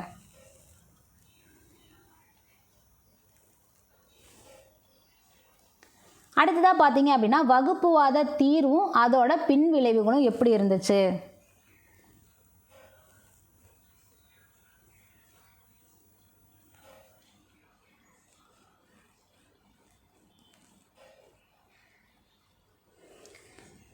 ஸோ முஸ்லீம்க்கு அந்த டெல்லியில் நடந்த மாநாட்டில் அவங்க கேட்ட கோரிக்கைகள் எதுவுமே நடக்கலை. அதனால் ஜின்னாவும் வந்து காங்கிரஸை விட்டுட்டு பிரிட்டிஷாரை ஃபாலோ பண்ண ஆரம்பிச்சிட்டாங்க, அவங்கக்கிட்ட கேட்டு வாங்கிக்கலான்னு. ஸோ அதனால் நமக்கு வகுப்புவாத தீர்வும் அதோட பின்விளைவுகளும் எப்படி இருந்ததுன்னு பார்க்க போகிறோம். ஆங்கில அரசு பிரிவினைவாதத்தை தூண்டுறதுக்காக வகுப்புவாத தீர்வை அறிவித்தாங்க. யார் அப்படின்னா ராம்சே மெக்டொனால்டு. ஸோ இங்கே பிரிவினைவாதத்தை ஊக்குவிக்கிறதுல ஆங்கில அரசு உறுதியாக இருந்தாங்க. அப்போ தான் அவங்க ஆட்சி செய்ய முடியும். இங்கே பார்த்தீங்க அப்படின்னா 2வது வட்டமேஜை மாநாடு ஒன்று நடந்தது. அதில் தான் நம்ம காந்தியடிகளும் கலந்துக்கிட்டார். அந்த மாநாட்டோட பிரதிநிதிகளே பார்த்தீங்க அப்படின்னா வகுப்புவாத அடிப்படையில் தான் தேர்வு செய்யப்பட்டிருப்பாங்க. அப்போ தான் வந்து வகுப்புவாதத்தை ஊர்ஜிதப்படுத்துகிற மாதிரி இருக்குது. வகுப்புவாத அடிப்படையில் தான் அந்த வட்டமேஜை மாநாடுக்கான பிரதிநிதிகளே தேர்வு செய்யப்பட்டிருக்காங்க பிரிட்டிஷாரால். வட்டமேஜை மாநாடுகளோட தோல்விக்கு பின்னாடி இங்கிலாந்து பிரதமர் ராம்சே மெக்டொனால்டு என்ன பண்ணுறாரு அப்படின்னா வகுப்புவாத தீர்வை அறிவிக்கிறாரு. இது அரசியல் சூழலை மேலும் சீர்குலைக்கிற மாதிரி இருக்குது. அடுத்ததாக பார்த்தீங்கன்னா ஆர்எஸ்எஸ் உருவாகுது, ராஷ்ட்ரிய சுயசேவா சங்கம். எப்போ உருவாக்கப்படுது அப்படின்னா 1925 நமக்கு பெரியாரோட சுயமரியாதை இயக்கமும் இந்த ஆண்டு தான் தொடங்கப்பட்டிருக்கும். ஸோ நம்ம இது ரெண்டுக்கும் ஒரே இதிலேயே வச்சுக்கலாம். ராஷ்ட்ரிய சுயசேவா சங்கமும் பார்த்தீங்க அப்படின்னா 1925 தான் உருவாக்கப்படுது.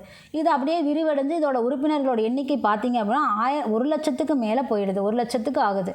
ஸோ இந்த கோட்பாட்டை, இந்த ராஷ்ட்ரிய சுயசேவா சங்கத்துக்கான கோட்பாட்டை யார் வழி நடத்துகிறாங்க அப்படின்னா கேபி ஹெட்கேவர். ராஷ்ட்ரிய சுயசேவா சங்கம் அப்படின்னா நம்ம ஞாபகம் வச்சுக்க வேண்டியது இவங்க 3 பேர்: கேபி ஹெட்கேவர், விடி சவார்கர், எம்எஸ் கோல்வால்கர். ஸோ கேபி ஹெட்டு, விடி சவார்கர், எம்எஸ் கோல் இவங்க 3 தான் வந்து ராஷ்ட்ரிய சுயசேவா சங்கத்தோட கோட்பாட்டுகளை வலியுறுத்துகிறவங்க மக்களிடத்துல, இந்து மக்களிடத்துல. ஸோ இந்துஸ்தானில் இருக்கக்கூடிய இந்துக்கள் அல்லாதோர் இந்து பண்பாடு மொழியை ஏற்கணும் அப்படின்னு சொல்லி வலியுறுத்துகிறாங்க. இந்துஸ்தானில் இருக்கக்கூடிய இந்துக்கள் அல்லாதவங்க இந்துக்களோட பண்பாட்டையும் மொழியையும் ஏற்கணும் அப்படிங்கிறது இவங்களோட கோரிக்கையாக இருக்குது, அதாவது கோட்பாடாக இருக்குது, வலியுறுத்துகிறாங்க, கோரிக்கையில் வலியுறுத்துகிறாங்க. அவர்கள் என்ன சொல்கிறாங்க அப்படின்னா, அந்நியர்கள் அல்லாமல் இந்து தேசத்திற்கு கீழ்ப்படிந்தவர்களாகவும் எந்த உரிமையும் கோராதவர்களாகவும் இருக்கணும் அப்படிங்கிறாங்க. யாரே இந்துஸ்தானில் இருக்கக்கூடிய இந்துக்கள் அல்லாதவருக்கு இந்த ரூல்ஸை அவங்க போடுறாங்க. அந்நியர்களாக இருக்கக்கூடாது, இந்து தேசத்திற்கு கீழ்ப்படிந்தவர்களாகவும் அவங்களுக்கான உரிமைகள் கோராதவர்களாகவும் இருக்கணும் அப்படின்னு சொல்கிறாங்க. இதில் வி.டி. சவார்கர் பார்த்தீங்க அப்படின்னா, இந்துக்கள் ஆகிய நாங்களாகவே ஒரு தேசமாக உள்ளோம் அப்படின்னு உறுதிப்பட கூறுறாரு. இதனால் காங்கிரஸ் டென்ஷன் ஆகுறாங்க, என்னடா அப்படிங்கிற மாதிரி. அதனால் என்ன பண்ணுறாங்க அப்படின்னா, 1934 முதல் காங்கிரஸ் என்ன பண்ணுறாங்க அப்படின்னா, ஆர்எஸ்எஸ்ஸாக இருக்கட்டும், இந்து மகா சபாவாக இருக்கட்டும், அந்த உறுப்பினர்களை கட்சியில் அனுமதிக்கலை. எந்த கட்சியில்? காங்கிரஸில் அனுமதிக்கலை. எப்போ? 1934 முதல் அவங்கள அனுமதிக்கலை. இவங்க பிரச்சனை பெரிய பிரச்சனையாக இருக்குது. இவ்வளோ ஃபோர்ஸாக சொல்கிறாங்க இந்துக்கள் அப்படிங்கிற மாதிரி.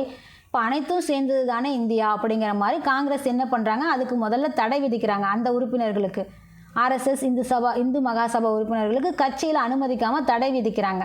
1934 இதை பண்ணுறாங்க.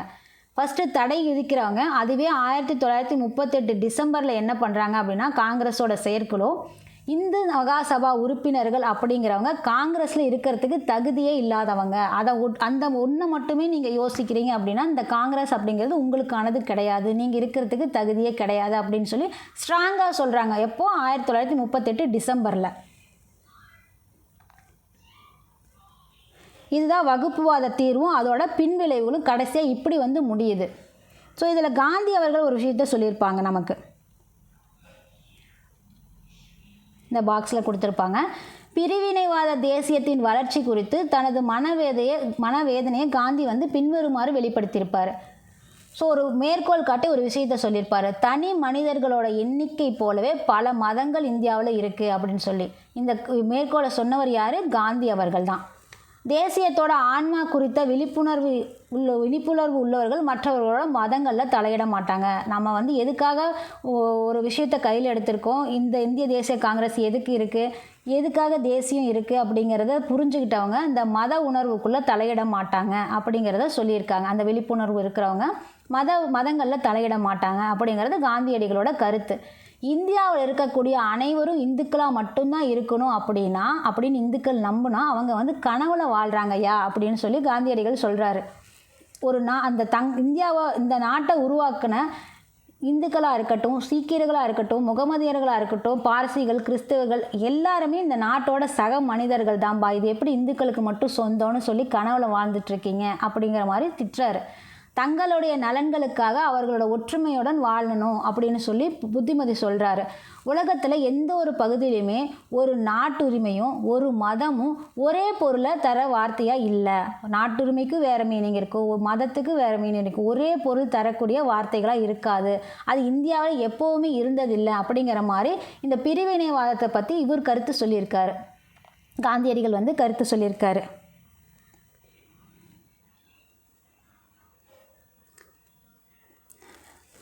ஸோ இதுதான் பிரிவினைவாத வகுப்புவாத தீர்வும் அதனோட பின்விளைவுகளும்.